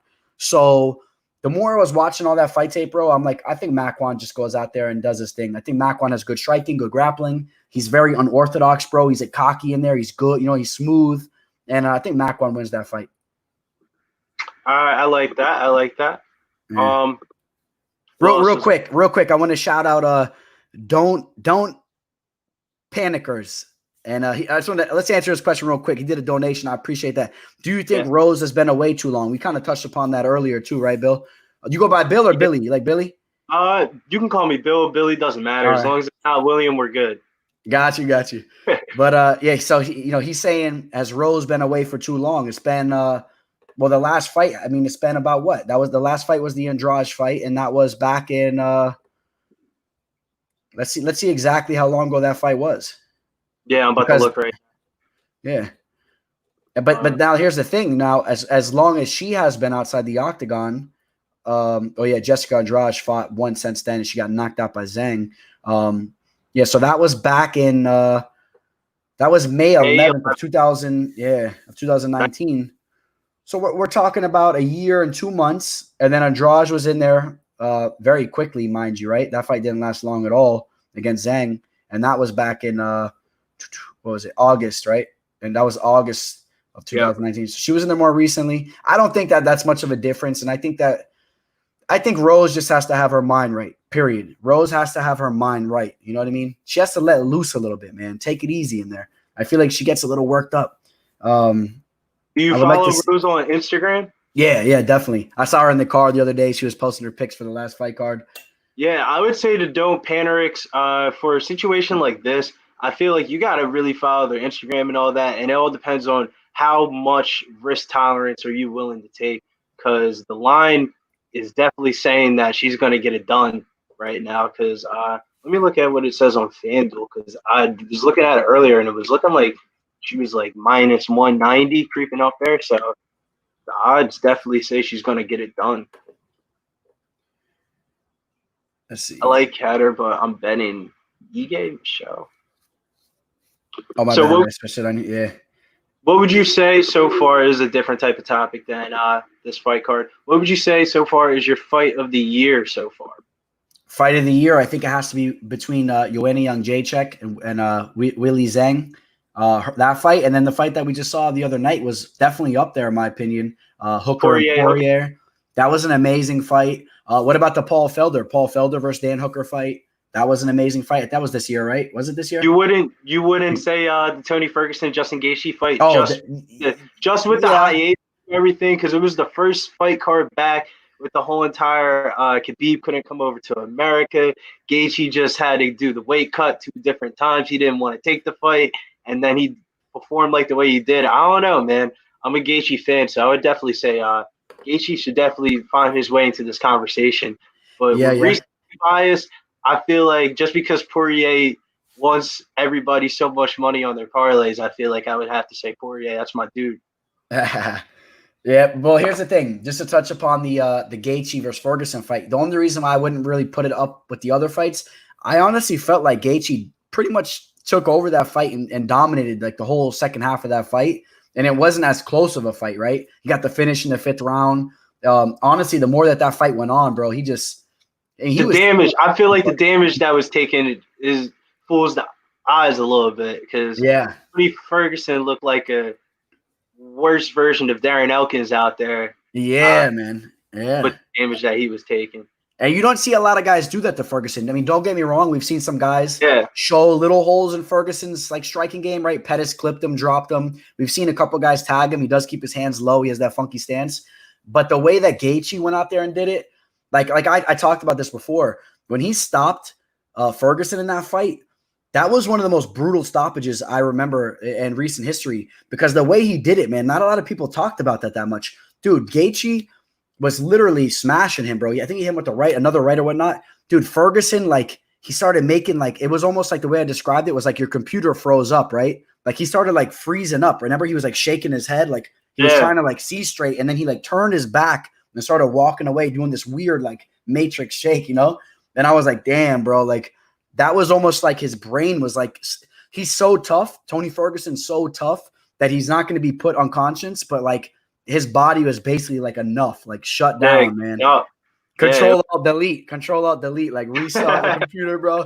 There was something going on, man. So like it was. Yeah, that was. I just feel like damage wise, man. I haven't seen somebody take damage like that in the Octagon and was like actually looked like they were actually going to throw a punch back, because a lot of people take that damage and when they do the little jump around, all right, I'm all right, and then the fight just end up being called a couple of minutes later. No, that was a crazy fight, and then don't get me wrong, it was very entertaining as well. I just I think that and as far as the fight that just took place last week, this past Saturday, I think that fight was very close in the beginning rounds, but I did feel that Poirier started to take over that fight a little bit. But Hooker had his moments for sure. I mean, Hooker was out striking him in the beginning, but I felt like that was a part of Poirier's game plan, though. I think so too. That's what he does, man. And that's what I said. If you guys listen to my breakdown, I was like, as soon as this fight goes to deep waters, Poirier is going to take over. I knew it, bro. And I had a 5-unit play. I had a lot of money on Poirier. I felt so comfortable. Once they hit the 4th round, I'm like, trust me. I told everybody, Poirier is taking over. He's going to take over. He doesn't quit. And he's so precise with his hands. I love watching him fight. Oh, man. I threw a bet on Brendan Allen last week in the Dawkins. That little nice. I had that in a parlay, and man, I was on my edge, like going crazy the whole entire time. Yeah. Even though I won the bet, that wasn't a smart bet. But Brandon Allen, man, I thought he was gonna lose. I literally thought he was gonna lose that. And what in the 3rd round when he got his back? Yeah, because I had Maurice Green also on that bet, and it was just like Maurice definitely gonna lose too. So it was that was crazy, man. The Maurice Green. Actually, I was gonna have Maurice Green on the show. I'm probably gonna get him on like next Thursday or the following Thursday. I just reached out to Juan Adams. They're boys, so he said he's gonna talk to him and whatnot. I would love to talk with him. I didn't like how people were trying to call Maurice Green's win a fluke. I thought that took a lot of talent to pull off that type of session. Yeah. No, yeah. Anyone that says that's a fluke, man, shame on them. Because first off, he was winning the entire fight, in my opinion. Then he got dropped in the 3rd round, right? He got rocked, right? First off, he showed the grit, right, and the chin to not get finished. And then imagine the psyche, bro, to be on your back, gather yourself, and then pull off the submission off your back. I mean, that's skill. That's real skill. And that's called being in shape, too. In shape. I've been hearing rumors about him and Tanner Boser. That's supposed to be his next matchup. How do you think that one's going to go? Because Tanner Boser made Felipe look like a bum out there. You think Boser looked like a bum? Nah, I'm saying Felipe Lins. He looked like a bum out. It looked like ever since he won that $1 million from the other PFL, from the PFL. Yeah, the PFL that he was in. Ever since then, bum. He hasn't even looked the same, man. It looks. I'm interested to see where his career goes. That's a whole entire different time. I'll be honest with you. I'll tell you guys here. I have to lean Boser in that fight because, dude, he's like a tank, he's man. Different. He was tanking out there. Right? And now he cut 10 pounds, too. He's cutting 10 pounds. He's more in shape, and he has power. And you could tell, man, even in his first fight that he lost, you know the guy that he lost to, Cyril Gane? That guy is like a top fighter, bro. That guy's going to be like fighting for the belt, bro. So – and he went out there and took all his shots, and he was still heavier. Now he lost a little bit of weight. And when he fights, bro, he doesn't take a back step. Like he'll take your best shots, bro, and he's gonna land on you. And Maurice Green, I called it too. I said it. I said he has holes in his striking defense. He leaves his chin up. And if you let Gene Vellante hit you like that, bro, I think Boser's gonna get you, bro. Yeah, that is very true. Gene Vellante looked like he came off of the quarantine 30. Been eating delivery for like months, man. I feel bad for him. I know it was bad. But you know what? I will say this, for as bad as he looked, and this is why I personally stayed away from that fight, as bad as he looked, obviously he was going up to heavyweight, right? So you knew he was going to put on some pounds. I didn't expect it to go straight to his gut, though. You know what I mean? I thought he would be a little bit better looking. But I still knew that he has skills. That's why I was worried. I was like, you know what? He still has the potential to tag Green. I said that. I'm like, he can hit Green. So that's why I wanted to stay away from it because I've seen Green get tagged. I thought the same exact way, and then I saw the weigh-ins, and those are one of the kind of fights that you just want to see the weigh-ins. Just make sure your eyes pass the eye test, and Maurice Green definitely passed the eye test for me, and Vellante did not. Yeah, but he looked fat, bro. He looked really, really fat. His gut was bad. But what was another fight on that fight card that you liked a lot? I really want to say I can't say the Khama Worthy one again because that was just like when you do your fight research sometimes and you don't know if anything can happen in UFC, and that's one where your fight research does the work and it comes out to where the dog just wins. That was a perfect. Yeah. That is the best feeling. That's the best feeling when you hit a dog play. My favorite, because I was with my girlfriend watching it, so it was kind of interesting to get the dynamic of his girlfriend being in the corner and her being mic'd up, not knowing. Honestly, she didn't know what the hell she was doing. Nah, she had Mike no Perry clue, got bro. lucky. Mike Perry got lucky, but how do you feel about Mike Perry? Where is his career trajectory at? Because I feel like he can draw big fights, but is he good enough to win those big fights? I mean, here's the thing. I don't think he's going to be taking out any of the top dogs. You know what I'm saying? The top dogs are going to outclass him, in my opinion. You lock him in there with you put him in there with some of the real studs. I think that they're going to outclass him with their technique and whatnot. But I think that he's the type of guy that his power is nasty. He's brutal as far as he could take a shot like no other. Right? His chin. His grappling is underrated. And when I say his grappling, I'm not talking about like slapping on arm bars and triangles. I'm talking about avoiding submissions. This guy regularly participates in grappling tournaments and whatnot. You saw him just grapple over there with what's his name? Ali Quinta. They had a nice little grappling match. But I think he can avoid the submission. And some people, I don't know about all this, but some people were talking about the physique. Number one physique in the UFC, and people are talking about Mike Perry. I'm not going to say I'm going to go that far, but when people say that, you start to look at him and you realize he's a beast, bro. Like Perry's a legit beast, bro. The guy is built like a tank. I mean, you saw him. There's a lot of natural talent. Yeah, a lot of natural abilities. He reminds me of some guys, from like the neighborhood when we were kids. Those kids like they're just natural, bro. Like, they go out there, like those are the kids you want on your side when you're throwing down with other kids and whatnot. But he's like a beast, bro. You know what I'm saying? Like, he's a natural fighter, and he kind of reminds me of that. And that's kind of his downfall too, though, because I feel like he's never going to beat the guys that have that real technique, because you could have all that brute strength and that nasty knockout power. But let's say those fights you don't get the knockout, like the Vincent Luque fight. I had Vincent Luque. That was one of my plays of the night, Vincent Luque. And I thought that Vincent Luque won that fight pretty decisively, in my opinion, even though it was a close fight. But Vincent Luque had the technique on his side, bro. And you saw the elbows were tucked in tight. You know what I'm saying? The head movement was there, bro. He was just, you know what I'm saying? He was catching him, bro. And he was catching him. Perry's comes out too wide, bro. He's so wide with his boxing, bro. He's trying to throw these wide hooks. I really would love to see him just like clean that up. But I don't know if I ever see him cleaning it up, to be honest. But just the way that, like, he doesn't even have a real head coach. He doesn't have a head coach right now. I feel like his habits are going to be always his downfall, but that's also his selling point too. But I think the real superstar that people are going to look at from a couple of years from now and is going to be Kay Hansen. Even though she didn't do anything real crazy, I like her performance. She walked into a very tough spot on last week's card because, when people usually get matched up, they usually get matched up with some type of gatekeeper and stuff like that. But Frey was a champion in her own right. And over in Invicta, right? Yeah, over in Invicta. And Kay Hansen, man, she definitely answered the call. A lot of people told me to throw some bets on Kay Hansen. I was going to bet her by decision, but the longer and longer I waited, the more and more the line got juiced up. And I just didn't feel comfortable pulling the hedge after the Chase Hooper experience. So I would definitely say Kay Hansen's definitely a fighter to watch out for in the next couple of years. I kicked myself in the butt a little bit for not hitting that because I was on her to win that fight, and I should have grabbed it early. Like you said, when the line was a little lower, I did kick myself in the butt a little bit with that. But you know what? When the first round happened, I was like, oh, good thing I didn't touch it. But then after the second round, I'm like, oh, she's coming through now. Yeah, that's exactly how I felt. Yeah.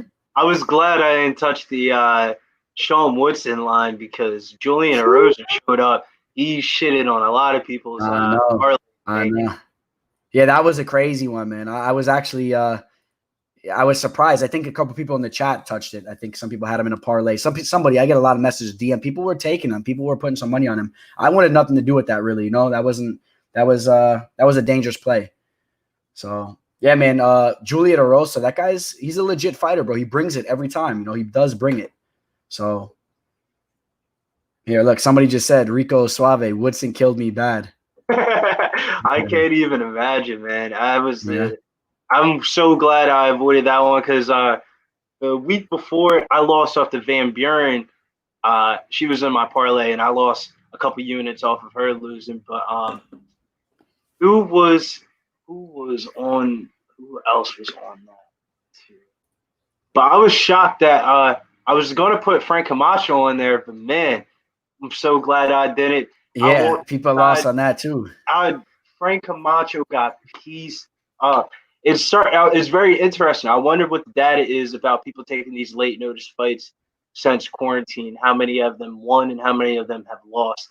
I wonder, what the percentages would be on that. Well, you know that I remember some that come to mind. I remember that Kazakhstan fighter. He took that fight on short notice. He lost. The Max Roskov fight. He took that fight on short notice. He lost.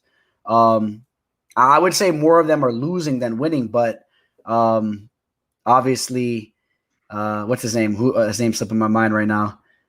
Who just took out? Justin James, right? Justin James. Yeah.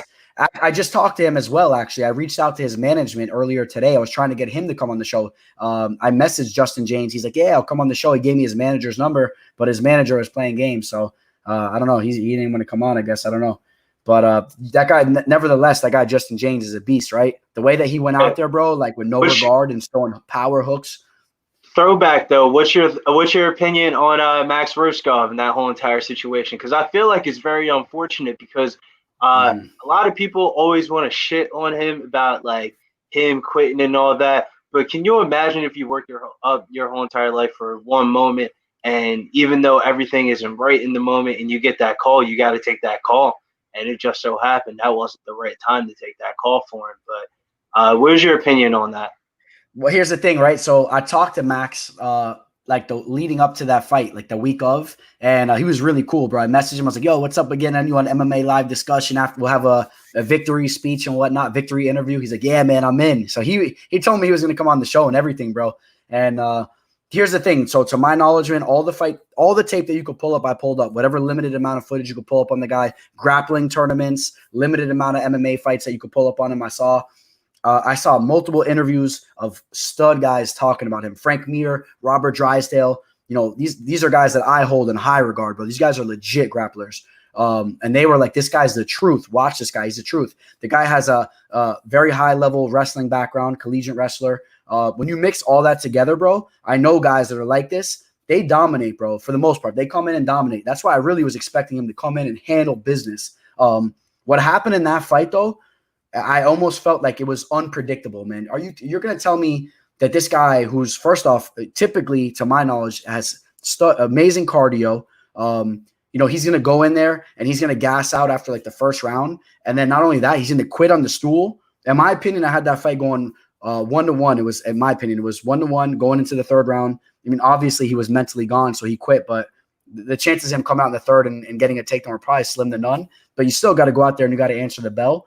But you know what? I think in my opinion, I think he still has a lot of promise. And I think matched up against the right fighters, you're going to see him dominate guys. Because we saw flashes of his grappling skills too, even in the first round, bro. Like, remember that? What was it? In the clinch? He like threw it. Yeah. The first round, I thought he won. Oh, he won the first. I thought he did. Yeah. Dude, he was digging deep for heel hooks. I mean, he had a couple of takedowns. But if he's gonna really do his thing in the UFC, though, the striking has to completely elevate. Like the striking needs to go. The striking and he needs to be more conditioned. He needs to be able to throw hands for 15 minutes nonstop. Do you think do you think that with the whole entire extremes of Mike Perry not having a coach and then Max's coaches being, I think Max's coaches were his biggest downfall because they weren't giving him the right information to win. But do you think those extremes of those two different types of fights are going to make fighters look in the mirror about how much they're really cutting off this check to their coaches and stuff like that? Well, let me ask you, because I'll be honest, I always want to keep it real with you. Like, in what aspects did you feel like coaches were making bad moves, though? Because, like, the head, are you talking about Robert Drysdale was there in the corner? And, like, I know there was the whole thing as far as, like, he didn't want him to quit in there, which I felt like I didn't feel like it was necessarily the wrong thing. He was trying to motivate him to get off the stool. It was 1-to-1. But, like what aspects did you feel like the coaches were lacking in? I just don't think that they were giving him the right motivation. You know what I'm saying? Yeah. They're basically just telling him, like, get the fuck up off the stool. You're going back in the octagon. In the nicest way, that's basically what they're saying to him. That wasn't the right thing to say to him at that time. I can relate to that. Let's say it's Justin Gaethje's trainer or whatever, his coach or something like that. You know how they have that personality of like that closeness or whatever, or something like that. That whole entire conversation would have went way different. That's the reason why I said that. Yeah, okay. No, I feel you on that then, because I kind of see what you're saying. You could have went about it a different type of way, try to motivate him a different type of way. Yeah, no, that's true too. It depends how you look at it. I still think, in my opinion, like, I agree with you with what you're saying, but I think that I would like to see Mike Perry have any type of coaching. Like, I think type of coaching, anything, bro. If he just if he was smart, he would just go to American Top Team. Yeah, just get the job done. Dude, I would love to see that, bro. Right down the street from my house, I would love to see that. Yeah. But you know what? He says that he wants to come down. He wants to train with Yoel Romero. So I mean, the real American Top team's in Coconut Creek, but Yoel Romero, there's like a hybrid top team in Miami. I don't know if you probably bounce back and forth anyway, because Masvidal does that too. So either way, I mean, that's the right route, bro. Come down here, start mixing it up with those guys, bro. Your skills are gonna elevate, big time. So, for sure. Other than that too, bro, real quick, like one of his other main training partners back in the day, but I guess technically he doesn't really mess with him as far as coaching goes. Alex Nicholson? That's a guy I'm trying to get on the show too. He's a guy who fights in World Series of Fighting now. Alex the Spartan Nicholson, big old light heavyweight dude. He's a good fighter too. A UFC veteran, fought in the UFC a couple times, and his dad is his trainer. I know his dad used to train Mike Perry for a little bit back in the day. But I guess it was nothing that was that formidable. Nothing that was that official. Because I don't think Mike Perry seems like that type of dude to hold on to long relationships. He looks like a leash type of person.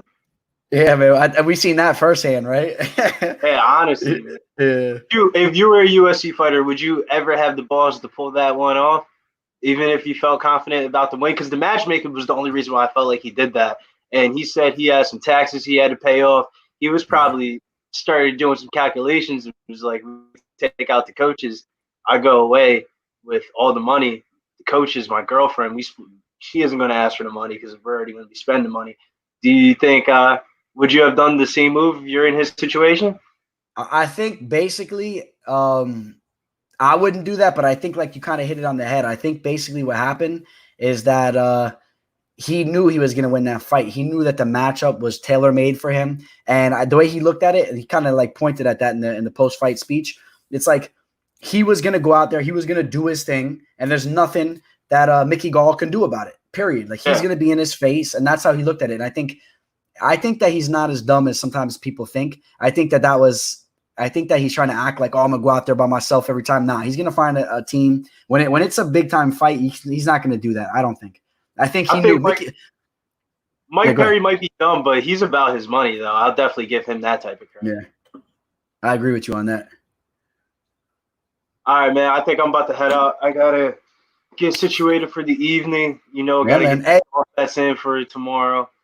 What do you got? What do you got going on tomorrow? Some golf bets for Rocket Mortgage Classic. So no UFC this week. Let's go. We got some big golf tournaments coming up here soon, right? I'm an avid golf fan. Yeah, Tiger Woods coming back in about 2 weeks. I think that's the Memorial, so that's the one that the public, everyone's going to be back on. What's the big one that's coming up? Isn't the major coming up? Are they doing? Is it the PGA Tour? Are they doing one of those up soon? I don't know. I would have to look at the schedule because the way they changed up the schedule is totally confusing. Everything that already got missed is now in the fall season, and now it's competing with football and all that stuff. So I don't know what they're doing. Yeah. All right, man. Hey, well, you got Instagram? Are you on Instagram? Yes, sir. You can follow me on Instagram at btrainbrisbane. I'll definitely add you in a post telling everybody man. Podcast, and you can follow me on Instagram once you see that post. That's awesome, bro. I appreciate you coming on, man. You know your stuff, and that was a good conversation, brother. Thank you. Awesome. Thank you. Have a good night. All right, brother. All right, Billy. That was Billy, man. That was cool as hell. I love having these guests on that know their stuff, man. That's good stuff. 1 second, bro. 1 second, guys. Billy Brisbane in the house. This ended up being a good show, man. MMA live discussion episode number 9. We had Khama Worthy. He was here earlier. If you guys missed that, run it back. I'm telling you guys, man. Khama's really coming out of his shell, in my opinion. I think Khama Worthy is going to be a star in the game. That's how I feel about Khama Worthy. So, I'm all on that train. I'm going to be bringing in the one and only. You guys know him. Yo, Arsene. What up, Ars? Yo, I was just thinking about this, man.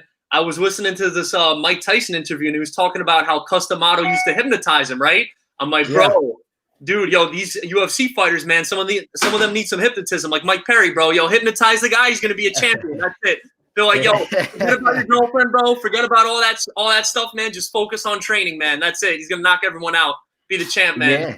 I think there's a couple fighters that need some hypnosis. I could think of a couple. Rose Namajunas needs to be hypnotized a little bit too. Absolutely. Yo, dude, I was just thinking about that whole dynamic. How, dude, that was so weird how, you had a longtime champion in Joanna. Rose takes over, knocks her out in the first round, then outclasses her over 5 rounds. Then, bam, next thing you know, Andrade knocks her ass out unconscious. Then Weili Zhang comes along, knocks her ass out unconscious. Then you have Zhang fighting Joanna, where Zhang won. But again, it was a very close fight.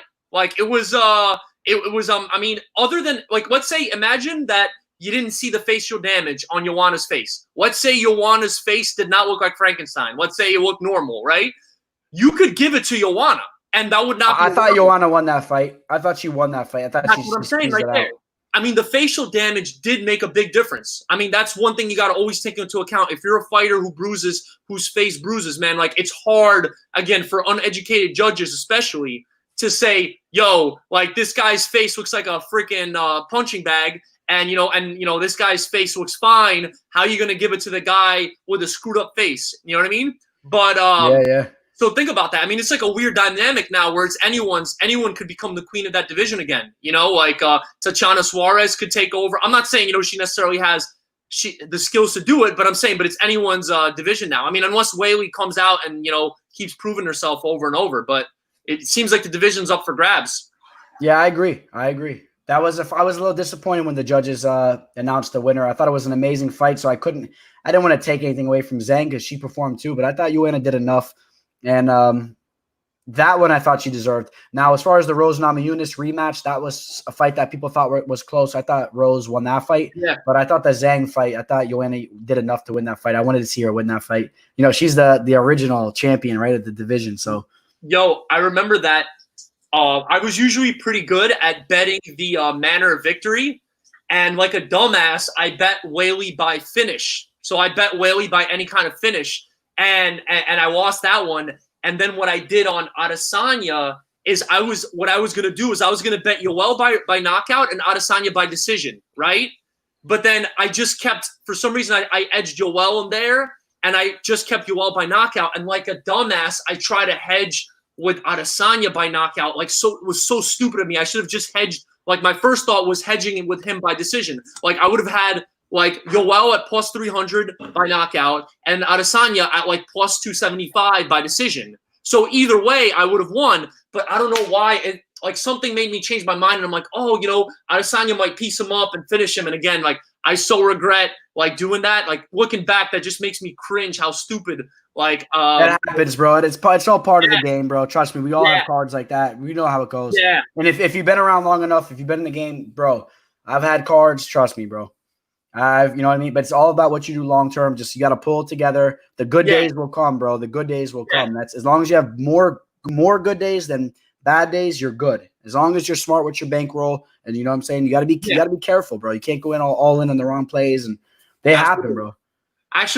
Actually, when we got that Cynthia Calvillo play, I actually regret not playing that one by decision because if again we both hit that Cynthia Calvillo play, but I felt like there was like a 90% chance if she's gonna win the fight, she's gonna win by decision. Like I didn't see her finishing Jessica Ai. You know what I mean? Like I just don't think she has that like power or submission. You know, like she's a great fighter, but again, she's not a finisher in my opinion. Like that, I've seen her. So I think that I could have gotten really nice odds on her by decision. Maybe not all of it. Maybe I should have put 90%, like of the money that I was going to put. Maybe I should have put 90% just on her money line and then 10% by decision. But that's actually one looking back I regret is that would have been a good play by decision. And then when I hit that Tisha Torres play, that probably would against Brianna Van Buren. I should have probably hit that one by decision also because I ended up getting Tisha at like plus 165. Could have gotten her plus 180, but if I would have gotten her by decision, I probably could have gotten her at like plus 250, maybe plus 300. Again, I don't remember looking at the odds, but I noticed that like I was usually pretty good at getting, and actually because of you, like I said, like I remember I told you I hit that Charles Oliveira fight by finish. Then before that, I had a feeling. We hit a lot of dogs, man. We hit some dog prop bets. You were telling me, man. And then Figueroa by decision, and then I told you I hit Dustin by decision at like plus 300. No, almost plus 400 because I had a feeling that as tough as I had a feeling that Poirier was going to light Hooker up, but I felt like Hooker's not going to fold. I feel like Hooker, he's just that guy's mind is also like Ferguson, man. Like you have to kill the guy to take him out. You know what I mean? Like he's a very tough dude. Yeah, for sure. So unless it's Edson Barbosa's knee. Yeah. I think Gilbert Burns might have knocked him out too. I forget. Yeah, I think he did. But but for the most part. Yeah. Didn't Hooker beat Burns? Oh, you're right. Yes. I had that backwards. Yeah. Yes. I think the only Hooker knocked out Burns. I knew it was something that crazy happened. Hooker knocked out Burns, but Barbosa hit Hooker with the knee. He caught him with the knee going in, and Hooker finished Burns. What did he finish Burns with again? I forget. Was it a knee too? I didn't watch the fight, but I saw it on his record. Let me look it up. It might have been a knee as well too. Burn. Let's see. It's KO TKO round 1. I forget if it was a knee or if he boxed him up though. Oh, the left hook. The Hangman finishes Gilbert Burns with a left hook at UFC. Left hook. Yeah. So it's funny, bro. Like speaking of like people talk about fight math, right? Like MMA math, and it's interesting matching up some of these guys. Where they're at in their careers. Yeah. Yeah. Let's have since Hooker beat Burns back in the day, let's have him fight Usman right now. Yeah. Right. Imagine. Yeah. Exactly. Dude. What was I gonna say? I was actually thinking about an idea again. I'm not really 100% sure on it. Like something like maybe like Burns at by decision is plus 700, bro. I know Burns has a chance. See, this is the problem. Burns is one of those guys who it's not fun to bet on him by manner of victory because he can win by knockout, he can win by decision, he can win by sub. But I was like thinking, I'm like, if he's gonna win, Usman's a smart fighter. I mean, I guess he can snatch up a submission, but I don't know. I feel like Usman is smart enough to avoid getting knocked out and submitted. And I feel like if Gilbert wins, I don't know. I mean, again, this is just like a pie in the sky shot for now. Like I haven't really really done research or really analyzed it, but just like seeing him at plus 700, and I'm like, that's the most likely scenario that I see him winning by. I mean, I don't know. I relate to it, man. I relate to it for sure. Yeah, there's some value there. But like, obviously, if I were to do that, like, I wouldn't even bet like the majority of them. Like, let's say if it would be like a Burns bet, I would put like 90% of it money line and then 10% of it by decision. But that 10% is at plus 700, so you could get like freaking a giant payout on that. And then even if you don't hit it, let's say Burns knocks out Usman, that 90%, he's already at plus like almost 200 odds. So you'd have a nice payday regardless. You know what I mean? Like, yeah. I was thinking, I like these manner of victories. Not always. Yeah. You know what I mean? Hey, the crowd is all begging for Michelle Padilla. Michelle, if you're listening, they all want you to come on the show. Everyone in the chat's going nuts right now. Yeah. The link's there. Let's put your money where your mouth is, Michelle. She said she'll come on. Yeah. Absolutely. Michelle, hop on. I agree with you though, Ars, man. A lot of good points, man. A lot of good points. Yeah, it's interesting. But like I don't know if Michelle is really down to come on though. We'll see how much Michelle knows her MMA. Let's put her to the test, boys. I was gonna say, but like the over-unders, I haven't been good with. The manner of victory I've been good with, but the over-unders, I always get screwed on the over-under. I might as well, when I pick over-under. Prop bets can get tricky. Because you could win some bets and you still lose, you lose on the matter of the way you hit the prop. But that's true. Yeah. Imagine Gilbert Burns pulls off a guillotine or something. You never know. That's what I'm saying. Yeah. James Young, man, is hungry right now. Tell her. Michelle, James Young's gonna start biting your ankles. He's coming for you. But if you want to come in, the link's there, Michelle. You're more than welcome. We'll get a new guest on the show. I feel like there's one guy. There's like she's camera shy. I feel like there's some guys though that you or girls that you have to bet prop bets in order to make, like for example, Francis Ngannou by knockout, right? Like I feel like that's the only way he's gonna win fights. Like I mean, I don't want to say the only way, but like because he had that more likely. Yeah, like 90%. Like I mean, look, I think all the fights that he's won in his career, if I'm not mistaken, other than that strongman submission where he like almost ripped out Luis Henriquez's arm or something. Remember, he almost like ripped his arm out of its socket or was it a Kimura? I think it was a Kimura. But it was like he did it with like strength rather than finesse. It looked, to my eyes. Well, hey, let's touch upon this real quick. As much power as Francis Ngannou has in his hands, he's not technical at all. His boxing is not good. It's not good at all, in my opinion, actually. Yeah. Imagine if he actually polishes up his striking and gets tight with his boxing, he's going to be a murderer. I mean, you saw him in the Stipe Miocic fight. Stipe was way more technical, way more tight, just connecting on the chin, and Francis Ngannou was doing those. Even when he just got the knockout over Jared Rosenstrike, Jairzinho Rosenstrike. Yeah, bro, he was still wild, crazy crap, bro. I mean, he's going to get away with that with some guys, but he's also going to get caught. And maybe that's why he was scared to engage with Derek Lewis, because if Derek Lewis would have caught on him with that sloppy striking, he could have clipped his chin, put him to sleep, and he knew it. His striking, his boxing's not there. I agree, but like I feel like him, like if you're gonna bet on him, might as well bet him by knockout, because again, like I agree. You know what I mean? Or like another example. There's not many examples like that because usually fighters are more balanced. But let's say that Brazilian dude, the Jack dude, who was the submission artist. He was a huge favorite against that. Vieira. What's up? Vieira, yeah. Vieira. You might as well bet him by submission because, again, bro, he has terrible, like, I don't know, in my opinion. Well, you got to worry about him grinding you, though, too, because even though he's a jiu-jitsu-based guy, he gets you down. Like, when he snatches you, bro, he's like a caveman. He picks you up and he gets you down. If he doesn't get that sub, if he gets the right opponent that has good jiu-jitsu skills that can avoid that sub, I could still see Vieira grinding a submission. Sometimes I worry about that. It's that guy is a man-child or whatever. He's a man, whatever you want to call him. Bro, that guy gets a hold of you. Did you see his takedowns? It's funny watching his takedowns too because he's not a wrestler, right? He's a jiu-jitsu guy. But the way he gets his takedowns is crazy. It's like he just he gets you against the cage and he just like pulls your leg out and just rips you down, bro. He looks like a Hulk. Dude, that acai juice, man. Yeah, but here's the thing: he's in the modern era. So I think he's natural. Some of those Brazilian guys have some crazy genes. So those guys are studs out there. Those Brazilian fighters, some of them. Then you guys, you got guys that also have good genes, but they're on that stuff. Like Vitor Belfort's making I think a return. He's supposed to be making a return. He's all jacked up again. It's crazy, right? Vitor Belfort, his chest muscles deteriorate. He becomes like a skeleton of himself, and once he's back on the stuff, you see his chest fill in. If you guys want to see a recent picture of him, go check him out on his Instagram. Vitor is ripped again, bro. He's abs in, his chest fills in, bro. He gets jacked. But you know what? Vieira, Paulo Costa. Think about Paulo the Eraser Costa. That guy. I mean, these guys they're getting drug tested. I like to say that those guys are clean, because in the modern day, man, they're testing these guys.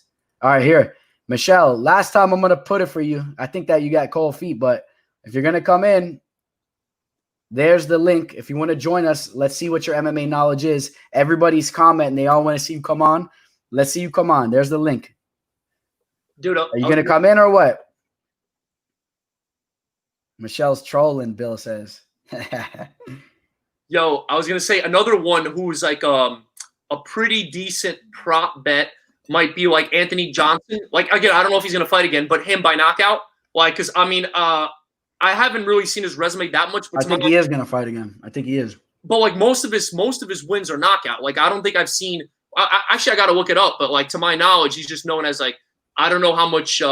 Pretty much if he's not gonna knock you out, he gasses out a lot too. He gasses out. That's what I'm like. If he doesn't get a knockout, he gets taken down. He gets tired. He loses that power. That's what I'm saying. So like, I feel like. How about this? Out of all of his knockouts too, that you bring this up, almost all of his knockouts they're in the first round, in the first or second round. They're not late round knockouts. Actually, probably all in the first. I'm gonna pull it up real quick. You know what I mean? So like, if you get out of the first round with him, like you're saying, like you're in good shape. I think that a good. Maybe another good potential prop bet for the future is maybe like Stipe by knockout, because he has that body shot on Cormier, and I don't know. I see that like if Stipe wins, I see him winning by knockout, because I mean, if you think about it, He could do it again. He could do it again. But like, or he could take over in the late rounds though and win a decision. That one's a little bit closer, but I hear you, dude. Yo, check this out, Anthony Johnson. Yo. I'm going to go through his wins with his knockouts. Glover Teixeira, first-round knockout. Ryan Bader, first-round knockout. Jimmy Manuwa, second-round knockout. Gustafson, first-round knockout. Antonio Rogerio Nogueira, first-round knockout. Mike Kyle, first-round knockout. That was in WSOF, World Series of Fighting, before they changed names. DJ Linderman, first-round knockout. Jake Rochalt, ex-UFC veteran, second-round knockout. Esteves Jones, second-round knockout. Every single one of his knockouts as of over the last 5 years, 6 years, whatever you want to say. How crazy is that? That's what I'm saying. All first and second round, mostly first. So, big shout out, brother. Real quick, big shout out to don't. How do you pronounce that? You got to give me some pronunciations. Don't Pennicers. Win or lose against DC. Thank you for the donation, man. I really appreciate that. And real quick, man, for everybody that's listening, I just implemented this thing where you could donate. It's called the Super Chat. Highly appreciate all you guys. Win or lose against DC, I think Stipe retires. Honestly, I would not doubt that either. I think both those guys are possibly on their last fight. They've showed a lot of signs, and they've given a lot of hints that they're on their way out. Stipe he's looking to be a firefighter. He's looking to help out the community, and he's made some statements that he has one leg in, one leg out. So obviously he's the champion, and he knows he has to run that fight back with DC. But what he does after that, you're right. Who's he going to fight after that? He's going to run it back with Francis. Does he really want that fight? I mean, he already dominated him in the first round. Francis is getting better. Do you want that fight again? Who else is in the heavyweight division? Curtis Blades. Blades is a good fight. Stipe whoops him, in my opinion. Stipe has a way better gas tank. He can hang with him with the wrestling, and Curtis Blades gassed in that fight. Stipe takes over. Stipe is way more professional. That's how I feel that fight goes.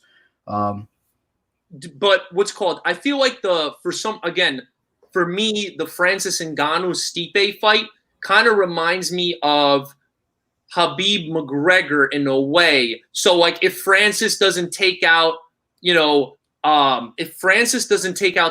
in the earlier rounds, he's probably going to have a long night against Stipe. And same thing with McGregor and Khabib. I see if he's not able to take him out in round 1, 2, 3, 4, and 5 are going to be probably problematic. I would say, I'll be honest with you, I disagree a little bit, and I'll tell you why. I just rewatched that fight, right? The Conor McGregor Khabib fight. I watched that like a week ago. They just posted it recently, I think, again on UFC. But if you watch that fight, I think Conor won the third round, right? All right, yeah. Let me, Arseny, you gonna hold off because I'm gonna bring Michelle in. Everyone's going crazy. Yeah. Let me bring her in real quick. All right, well, I'll bring you in after. What's up, Michelle? What's up, y'all? Everybody was dying to have you come in the chat. Why are you guys calling me a troll for? I'm not a troll. She's real. She's real. Some people thought you were fake. I think it was who really wanted to see you come in here. Let's shout them out real quick. James Young. Something. She's here. She's here, James. Don't worry. She's here. She's real for you. So, Michelle, what fight are you looking most forward to? UFC 251. I think Holloway. But definitely Rose and Jessica. Only because I had Rose winning too until she got slammed on her head. Yep. Hold on, I'm trying to fix my tripod. This is not working for me right now. She's real, yo. Don't panic. Don't panic, sir. Says she's real. She's real, guys. She's real. And she knows her fight stuff too. I've talked to her before on Instagram through DMs and stuff. She knows her fight stuff. Mm-hmm. Let me get my glasses. I can't really see. Sorry, guys. No worries. Go ahead, talk. I'm listening. James Young is just happy that you're here. That's all. He's happy. I am real. Yeah, so definitely Rose and Jessica. Yeah. Who are you leaning in that fight? Who are you leaning in that fight? And Jessica and Rose and Rose. Yeah. Okay, Rose. How do you see that going down? Decision, or do you see Rose maybe piecing her up on the feet, maybe getting a stoppage with the hands or something? I think it's something like that. I think it's going to be a stoppage. It could be a submission though, because Rose is nasty on the ground. She's really good.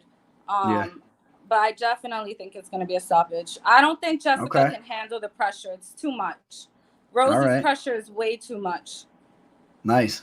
Yeah, I'm really excited for that fight too. I think the damage that Rose was able to inflict on her in the first fight in those early rounds, if she starts doing that again from the get-go, it could be a long night for Andrade. If she can't close that distance and do what she did last time, I think Rose is going to be piecing her up bad. So I kind of agree with you on that. It will be a long night for her. I'm sorry. And you know that I respect the fighters a lot. I don't like to talk shit. I think it takes a lot to do what they do. I think there's way too many trolls. And then, you talk about mental health, especially with Rose. That's something that annoys me. And I'm not saying that you annoyed me. Like everyone's opinion is their opinion. You're entitled. But I just, it's like we're human, and then you have all these people talking shit all the time. Like, what do you think is going to happen? I agree. And the only thing I say, like, in regards to that is, like, it's not that I think it's, like, it's nothing wrong with it per se, but I do think that it can hinder your performance in certain aspects. You know what I'm saying? Like, it's nothing, like, there's no shade upon her, like, as far as, like, if she does or if she doesn't, because that's an argument in itself. But say you do think she has a little bit of some mental flaws. It's not that there's anything wrong with that, but it could affect you in the fight game. We've seen it with some guys, a lot of male fighters. I'm sure a lot of you guys listening, you guys can comment too. We've seen some guys fold because they've let guys get inside their head, or they just folded under the pressure at particular times. Maybe like the Eddie Alvarez versus McGregor fight. I was thinking of Aldo and McGregor, how he ran into that punch. Yes. Yeah, because he wanted to fuck him up. Exactly. And that mental warfare is real. It definitely is real. So, you got to take that into consideration. Now, it's a shout out to Dylan, man. Thank you, Dylan. I appreciate that. Here we got a question from Dylan. Opinions on the John Jones situation. Michelle, what do you think about John Jones and what's going on with him? With the money? Dylan didn't really elaborate, but I think maybe in regards to what's happening with him, he doesn't want to step back in there. He wants to get paid more for the Francis Ngannou fight. Wait, are we talking about the money situation? Or yeah. Because remember how people were talking about getting him locked in there with Francis Ngannou? He wanted more money. Yeah. And I think just everything, though. What's your overall opinion? What's going on with Jones? I don't know if you've been watching him recently. He's been out there, So I think they're trying to connect like what's happening with Masvidal and Usman to John and Francis. I really didn't want to say this because, again, I don't like people trolling the fighters. But I'm going to be honest with you guys. I was kind of thinking that John, I'm like, oh, what if he's just up to his neck in lawyer fees or with him getting locked up and all that bullshit. And he really just needs all this money. What if he really does have a huge habit? You know what I mean? And he's just spending so much money, kind of like Woodley. Remember when Woodley came out and said that he lost a lot of his money? Yep. So know. he might just need he needs to be paid more, he feels like. So he's trying to So like basically what you're getting at is maybe Jones is still going to get back in there regardless, somewhat soon, but he's just trying to, you know, play the game so he gets a bigger contract for when he does get back in there, right? So, you know, he gets paid appropriately. Maybe gets paid a little bit more than he would have. You know, it all adds up. I think maybe like he's up to his neck in lawyer fees because, you know, he's gotten locked up a lot. Or what That's true. I don't want to say he's an addict or he's like addicted to alcohol. That's personally, that's not my business, but it is something that I was thinking. Like, what if he just like blew his money, you know? And that's just kind of sad, especially for these fighters. Like, again, that's why I don't like to do the trolling. I don't like when people troll them. You know, I'm one of those idiots that I'm arguing with people. Like, even if I don't like a fighter, I'll still defend them if someone's trolling. That's cool. I'm like, you don't know what it takes to get into the ring. You don't. I don't.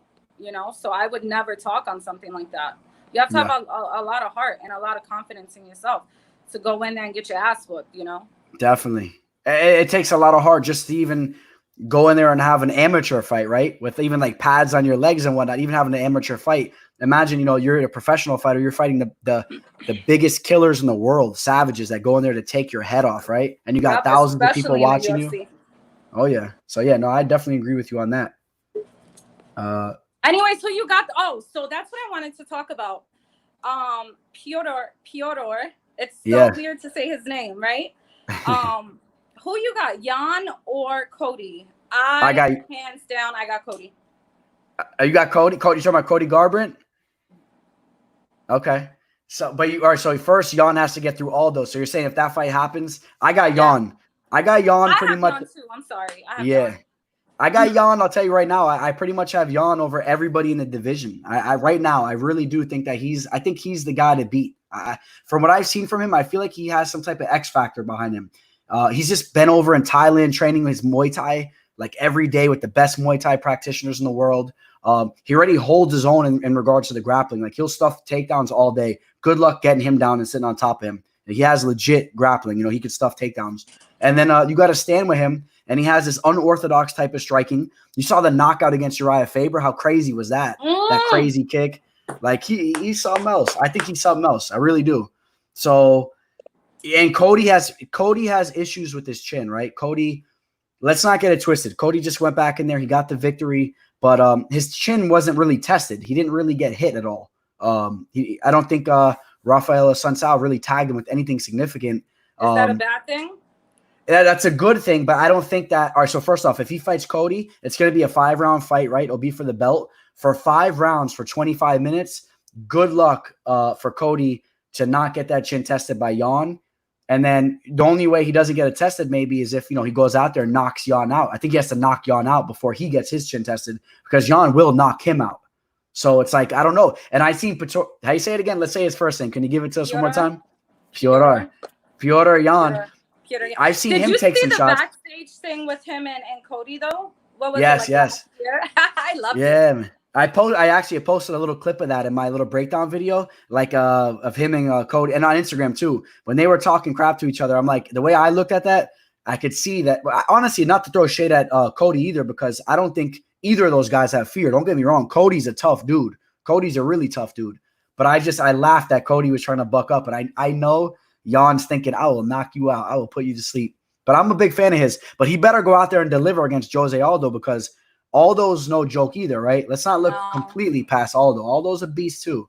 And Aldo beat Marlon Moraes, in my opinion. I think he beat Marlon Moraes in that fight. So. Yeah, that was a good fight. See, we got James Young saying that. I think they have him against Pyotr, because it's weird that it's Aldo, you know? Yeah. I think he was deserving, though. I really do think he was deserving, because just of his name, he's a legend in the game. And that was such an entertaining fight when he dropped down. It was his first bantamweight fight ever. I thought it was a robbery. He didn't win that fight. I thought he looked good. As far as his physical look, he looked amazing. He looked shredded, and he performed. So, and you want a big name fighter, right? Throw him and Jan in there. That's a big fight. Otherwise, it would be him and Aljamain Sterling. I like Aljamain Sterling as well, but Aljamain Sterling needs to start talking a little bit more. He needs to get some hype. He needs to really try to be a little bit more entertaining. Aldo doesn't need to talk. Aldo is just a legend. You know what I'm saying? He's a legend, period. So everyone wants to see that fight. Yeah, I'm just dying. That's something that I've been talking a lot in the chat is Usman and Colby. I need that fight ran back. And you know Yes. what though? I love Masvidal, but I'm not gonna lie, Colby did call it. Like a year ago, he was saying, or like let's say half a year ago, 6 months ago, he was saying that Masvidal was gonna price himself out and that the fight wasn't gonna happen. He Yeah, predicted he that, did. and it did happen. Yeah. So then sometimes I think, like, are they just really beefing this thing up just so they can end up fighting, or just so their careers can continue to take off, you know, just like making everything about them? The way I look at it personally, I think that first off, things are a little bit off the tracks just based off what's going on in the world. I think it messes things up because these big fights that they could be having with these big gates, there's a lot of money for people to watch them. We got nobody in the crowd, right? So that throws things off right now, you know, in the meantime. So, you know, people like Masvidal want to argue for more money and whatnot. The UFC is not so willing to accommodate him with that, or maybe they might have if they had the gate money too. Maybe somebody brought it up. I don't necessarily believe that. Somebody earlier said Masvidal is scared, a little bit scared to take on these guys like Colby, Usman, and Woodley. But I don't know that to be the case. I think, don't get me wrong, I think maybe Masvidal might get exposed a little bit when he starts fighting these guys that are like Colby and Usman. I foresee Colby and Usman getting in on him, wrestling him a little bit, you know, taking him down, because we've seen that happen to Masvidal. And don't get it twisted. Even though he took Ben Askren out, he caught Askren early, right, with a devastating flying knee. But let's say he didn't get that knee. What maybe if that fight started to transpire, does Askren start getting some takedowns? Remember Damian Maia? Damian Maia controlled Jorge. You know, took his back, controlled him like that whole fight. I don't know, but I don't think Jorge's scared of anybody. I think he wants to go in there. I think he just wants to make some money. He wants to make some money, and I wish things were back to normal. You know what I mean? Because I think they would headline a card and things would be amazing. But things are all messed up right now. What annoys me though is. Not annoys me, but like with fighters, if that, let's say that is the case hypothetically, let's say he is afraid to lose, that really, it depends on how you lose. You know what I mean? Like, because if it goes to decision, do another, fight again, run it back. That's true. If you keep it close, you don't have to take it as like, oh, Jorge's game is being exposed. At some point, most of them have lost anyway. And a lot of times it's made them better too. You know, it's made them better fighters. They get to see. It's like Gaethje said. I was really listening to that post-fight interview after him and Ferguson, where he was like, basically he was just like, you can't fix what's not broken, you know, which is true. If you lose a fight, you get to learn your own holes, you know, and then you get to fix it and you come back better. George has done a great job. 16 years in the game. I don't know. I definitely don't think he's scared at all. I don't think he's going to get exposed. Maybe if he does lose, maybe he might lose momentum. And you guys got to remember, he's a prize fighter. So you know what? At the end of the day, even if that is the case, I don't care. That's on him. Yeah. And then that's a good point that you brought up, right? Because that's the key, right? He's kind of like a prize fighter at this point. Once he took out Ben Askren with that flying knee, which was probably the most spectacular knockout of all time. Diaz, and that was a big fight because Diaz, knocked out Till too. Yeah. But I think really what put him on the map was after he beat Till, he goes in the back, he hits Leon Edwards with that 2-piece in soda. People started to gravitate to him more, and then people also realized, like, damn, Jorge Masvidal has been around the game from the beginning. Yo, I used to watch Jorge Masvidal when he used to do his street fight videos. You can catch him on YouTube when he was a kid. Backyard fighting right down south from me. And like, dude, people started to realize, like, damn, we've been sleeping on Jorge Masvidal. This guy's a stud. I've been watching him forever, bro, since Strikeforce. You know, Strikeforce, he was a stud over there. But people started to look at him kind of like how Nate Diaz became a star. They're like, yo, Masvidal's a star too. After the flying knee, then you take out Nate Diaz. Nate Diaz had all that hype from McGregor, right? Not that Nate Diaz isn't a stud too, but like, McGregor elevated Diaz. You know what I'm saying? They became like stars in the game together. You know what I'm saying? So Masvidal going out there, taking out Diaz in that whole fight, he gained more star power. And like you said he's a prize fighter. At this point in the game, he's a prize fighter now. So he has to be careful what fights he has more say what fights he picks now. You know what I'm saying? There's more implications as far as big time money moving forward. Because you go out there and you get ragdolled and get beat up for a fight, you lose a lot of that star power. You got to be careful. You gotta watch what you're doing, you know? But yeah, that's why I said he's a prize fighter. Exactly. He gets to call the shots. And I don't think anyone should be taking that away from him. 16 hard years in the game. You know, it's taken him a long time to get to this point. Let him pick and choose what he wants to do. So I don't think he's scared. You know, George, to my knowledge, he's never backed down.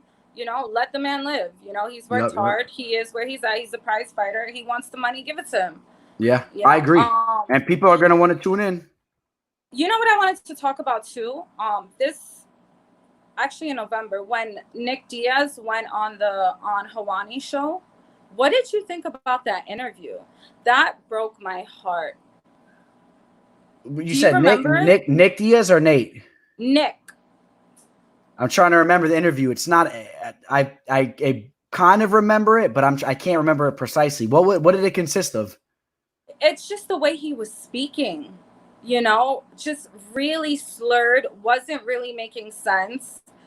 You know, and I think Ariel was like bringing up him fighting because he was really sad. First of all, he wanted to go to New York to do the triathlon, but he ended up having to go and support Nate.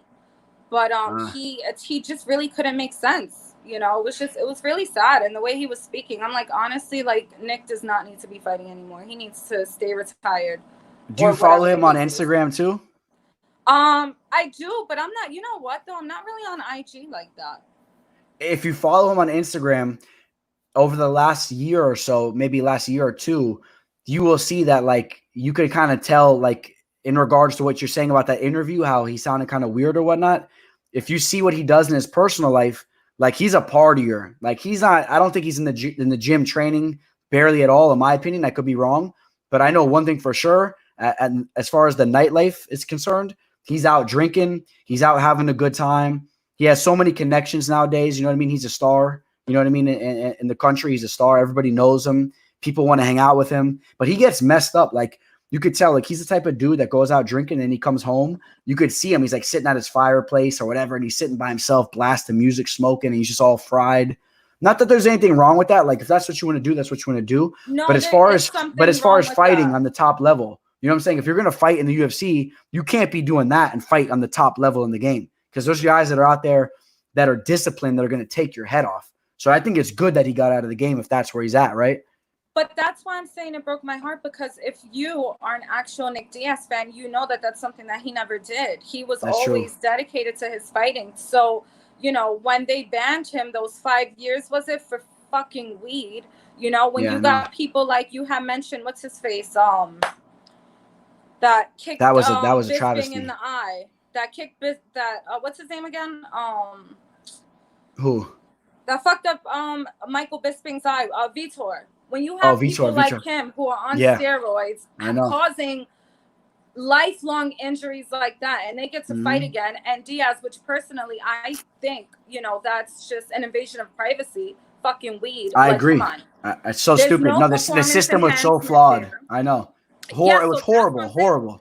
We were living in the Stone Ages, if you think about that. We were literally, as far as the MMA game goes, we were in the Stone Ages. We were like cavemen.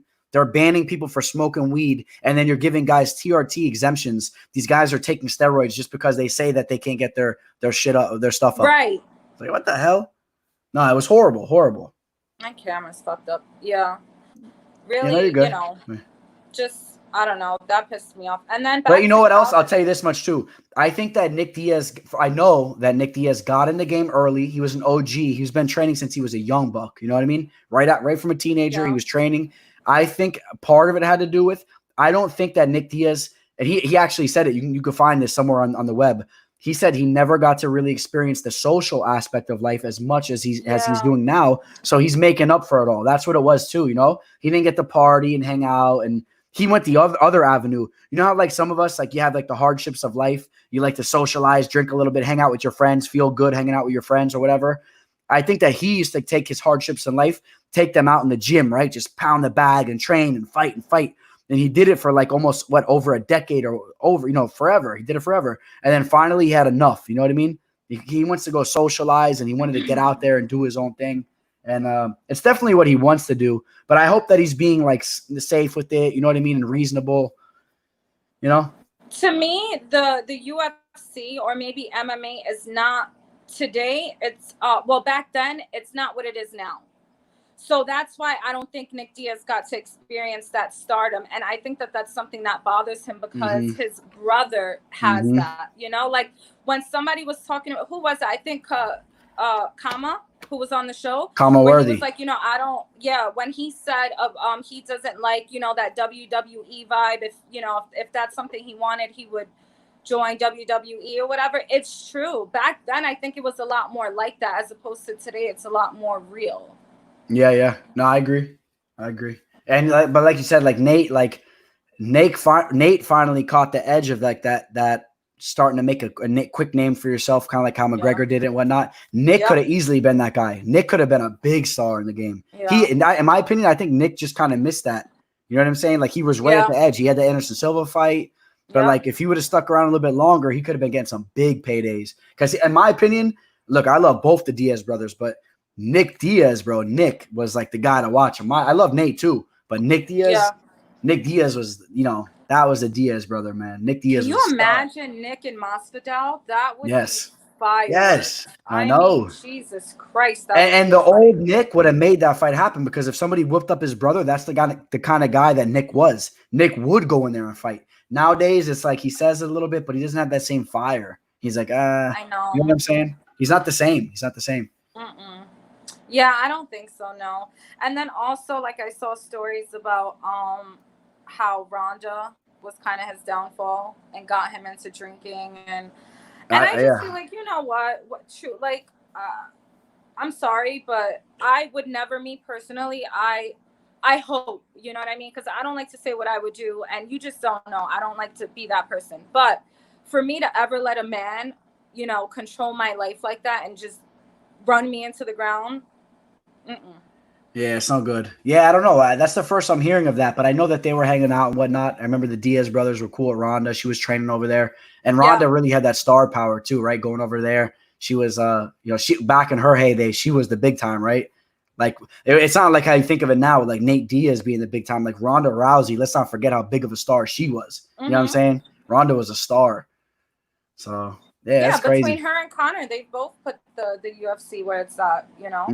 She did it for the ladies, he did it for the guys. Yeah, I would say for sure those two probably had the biggest impact on the fight game as far as that goes, right? Who else would be up there with them? You know, Conor, Ronda. Who else is big time? Nate, like we just said. Nate, Nate really got a lot of that from McGregor, though. I mean, they had that big fight together, but like I feel like Nate got that because of Conor. And not that, you know, Nate deserved it too. And Nate actually did call him out. Oh, real quick, let me tell you this too. We might find this interesting, just to give everybody a heads up that's in here now too. So I just talked to Michael Johnson's brother. You know Michael Johnson? Oh, really? UFC lightweight fighter. So not to spoil the whole story because I want to tell this. It's going to be next Thursday. So Michael Johnson's brother, he was sitting right in front of me. I was at the Nate Diaz versus Michael Johnson fight. Remember that was the fight where he grabbed the mic and then he said, Conor McGregor, you're taking everything. Okay.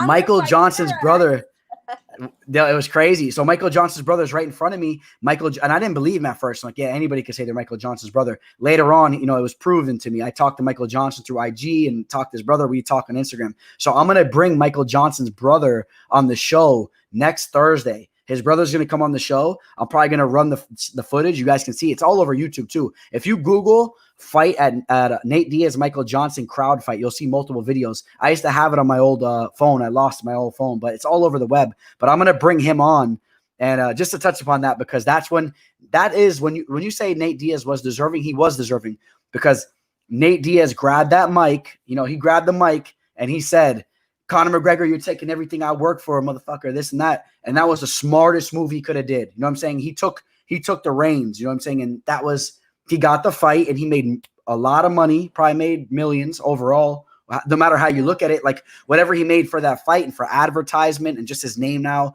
he's getting paid from all these CBD and marijuana companies. He made millions of dollars by grabbing that mic and running his mouth. So just to touch upon that, but Michael Johnson's brother's coming on the show next Thursday. Nice. You're doing so good. I've been saying that, but I'm happy for you because I remember I used to follow you before you had this show, And you're such a good guy too. Like, you guys should know that you're following a really cool, like, humble person, you know? So don't give him no shit. Don't be a troll. I Support. We appreciate have that, to Michelle. support each other. I don't want to do a show or anything like that. You know, I just like to bullshit about it. I like to talk about it, but well, hey, if you ever want to do a show, you just come on here anytime. Thursday, 8:00 p.m. Eastern. Anytime you want to come on, you come on. All right. Now, who you got, Calvin or Ige? Calvin. I love him. I love I'm quick Calvin. on that. Yeah, I like Calvin Cater a lot. I think he's a stud. I think he's going to be. I don't know. We'll see. You know, maybe potentially holding gold down the future, but he's a stud. His striking's good. His grappling's good. His striking is phenomenal. How about that elbow? Remember that elbow he just landed the other? Jeremy Stevens? Yeah. Oh my Step in right elbow. Woo! Nasty. I like jumped out my seat. I was like, holy I know. shit. But that shows you he sees stuff in slow motion, you know, and he's in there. Yeah. He sees it's almost like Anderson Silva stuff, you know. He's a stud. Or Masvidal. You always hear Masvidal. He's like, I got the formula for the punches and this and that. Yeah. You know, I love Masvidal's clean. You know, Gaethje too, man. Gaethje is I've seen that Gaethje and Ferguson fight like 50 times. Gaethje is a superstar. I think Gaethje needs to blow up. And you know what? I love the idea of like that whole USA versus Russia thing. Yes. I love it too. Hey, I'll tell you right now, sneak peek. I might be taking Justin Gaethje to take out Khabib. I got Gaethje. I think, yeah. That's my USA brother. I'm sorry, Galvin. I got my brother on that one. Hell yeah. I agree because he has the wrestling, the stuff Khabib's takedowns, and the striking is obviously, I think, is better. You know, he's better. I'm than about Khabib. to jump out of my seat. That's the thing with Gaethje, though. No, I'm out of my chair now. You fucked up now. I'm just kidding. That's the thing with Gaethje is that, you know what, we really haven't seen his wrestling, but we know it's there. That is going to be an epic surprise to see how this man grapples with Khabib. And I think Division that's the most exciting thing about this fight. And not even, he's a real Division I fighter. Yep. And he's for sure with his hands. Those leg kicks, he said it on Joe Rogan podcast. He said, listen, I just need 4 kicks. 4 calf kicks to Khabib, he's done. And I believe him. I do too. I mean, I'm not going to say it's going to be that like a walk in the park, but I believe he could take Khabib out. I think he has the recipe. I think he has the recipe to take Khabib out. I don't see Khabib holding him down. I don't see him holding him down and mauling him and submitting him. I don't see it. People are really, like you said, people are going to see Justin Gaethje's wrestling credentials. You're going to see what he brings to the table. Division I wrestler, stud Division I wrestler. Like, he's not going to get mopped. He's going to keep it standing. And then he's going to win the standing exchanges. So we'll see what Khabib has on the feet. Gaethje scared me, though, in the Ferguson fight. I'm telling you, people were looking at me because I had my friends over and my cousin. They're like, yo, you need to stop watching MMA. But he was fighting, and I was like, Gaethje, don't get sloppy, because sometimes when he senses that, like, a fighter is hurt, he gets real sloppy, and then he gets finished. It happens to him. And now he's... It happened to him with what? Dustin Poirier and Eddie Alvarez, right? Yes. Oh, my gosh, yes. And then he got crazy. Yeah. The Alvarez fight is that after the fight, Gaethje was at the bar chilling, and Alvarez couldn't even walk, and Poirier too. He fucked up their legs so bad. Yeah. And he could have won. But that's what I'm saying. He gets really crazy. He starts to and fight. He didn't do that in the Tony fight. So he's showing that he's learning. Yeah.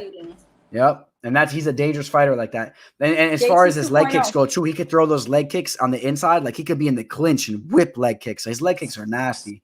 And the boxing right now, come on, look at that boxing we just saw from him. The boxing is nasty. So yeah, Justin Gaethje, I think he'll be holding gold. That's my prediction here. I'll tell you guys now. I think Gaethje holds gold. I think he holds gold soon. Yeah. Gaethje's gonna be a superstar, and I'm surprised he's not, because he's still not where I think he should be. Look, when I tell you, I used to be I've always been a Gaethje fan. I'm still a big Gaethje fan, but I was a big Gaethje fan way back in the day when he was World Series of Fighting. Every single fight that you watch of his from back in the day is entertaining. Every single fight. But his style in all those fights, he put himself in so much danger in those fights. I don't know if you guys remember this guy. I think he's a Hawaiian fighter. Luis, I forget how you say his last name. Luis Palomino. He's a stud fighter. But like, that was a fight. They fought twice, I think.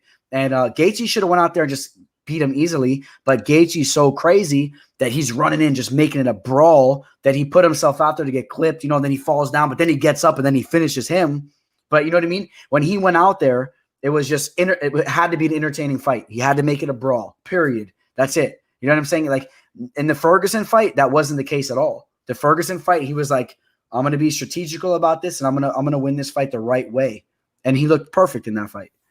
So to me, that's the half Mexican in Gaethje. Him, you know, because he's half Mexican, huh? He's half Mexican. Mexicans do not fall. I mean, they got the chin. They do not fall. And Gaethje falls, but he'll get right back up. You saw in that second round when he got clipped at the end. He fell, and his hands were right back up. I was like, oh, shit.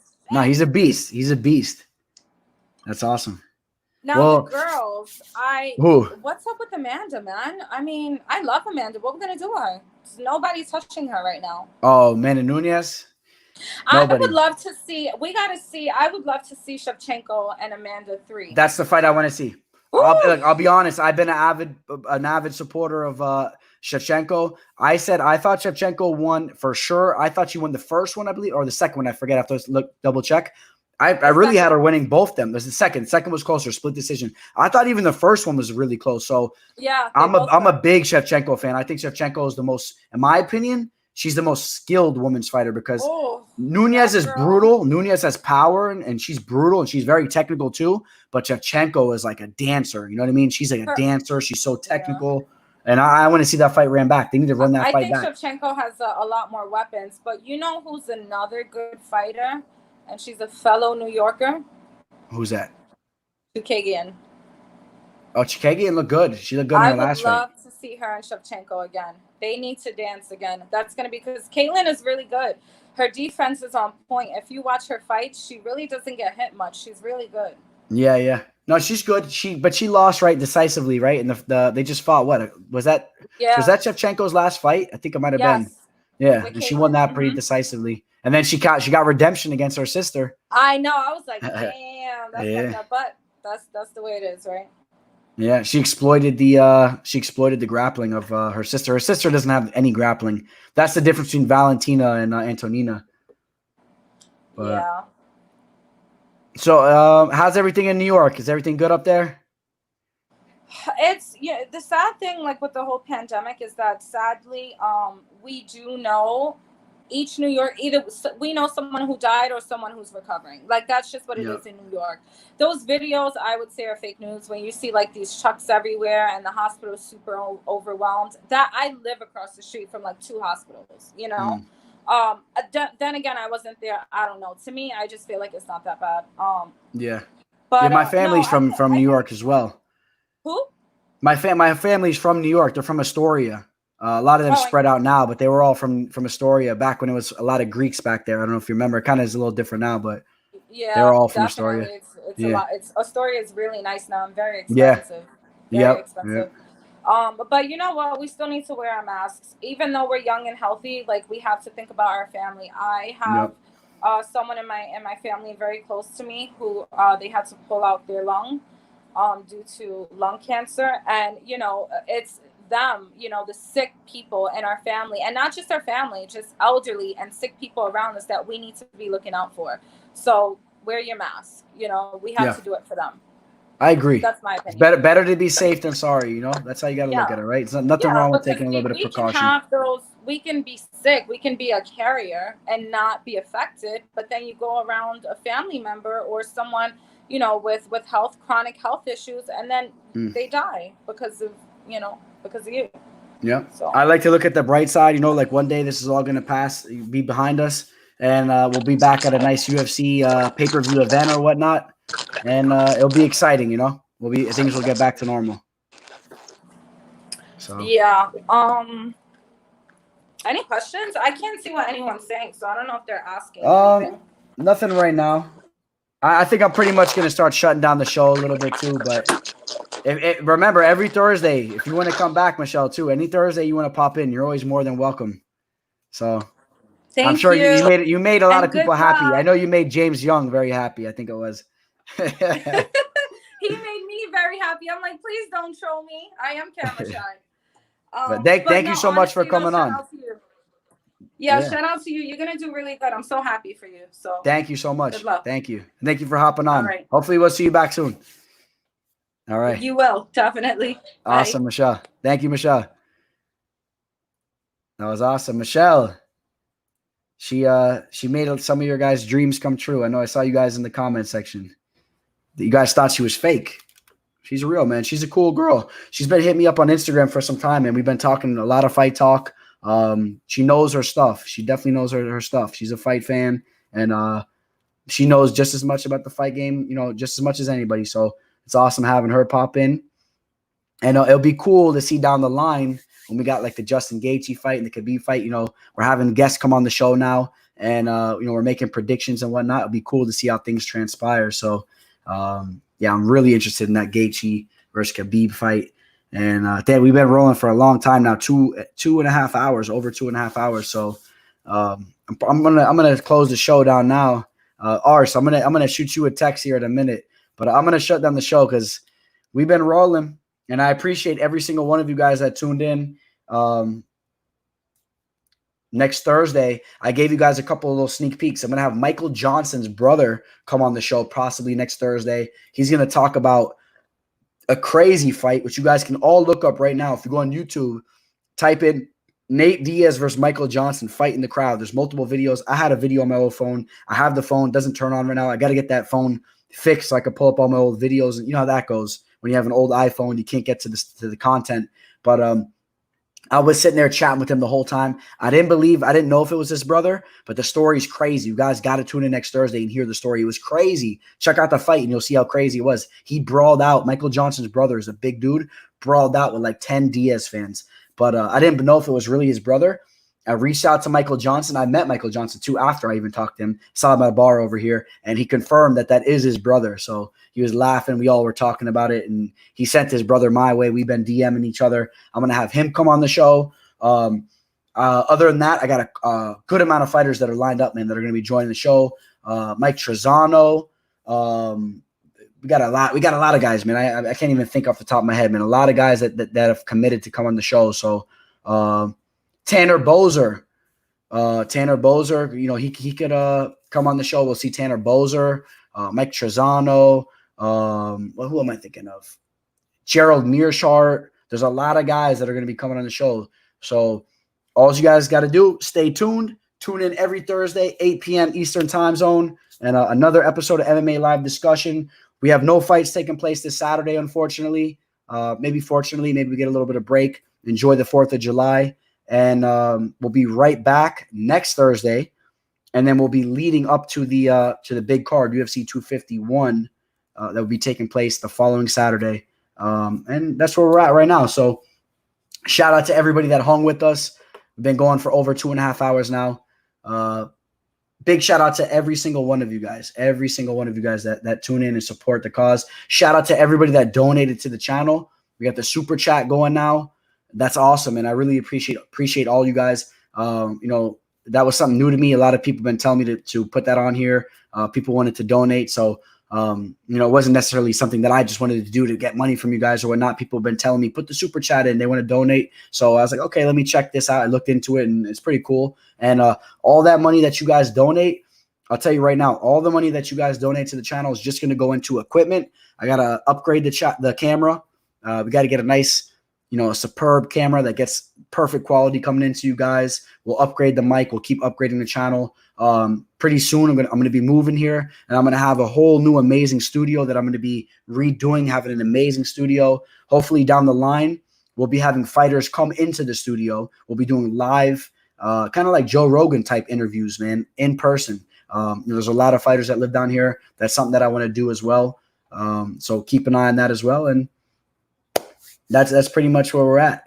Yeah. So I guess at this point, there's only one thing I could do. You guys know what it is. So over 2.5 hours we've been rolling. I'm going to sign out, man. Signing out, the teller.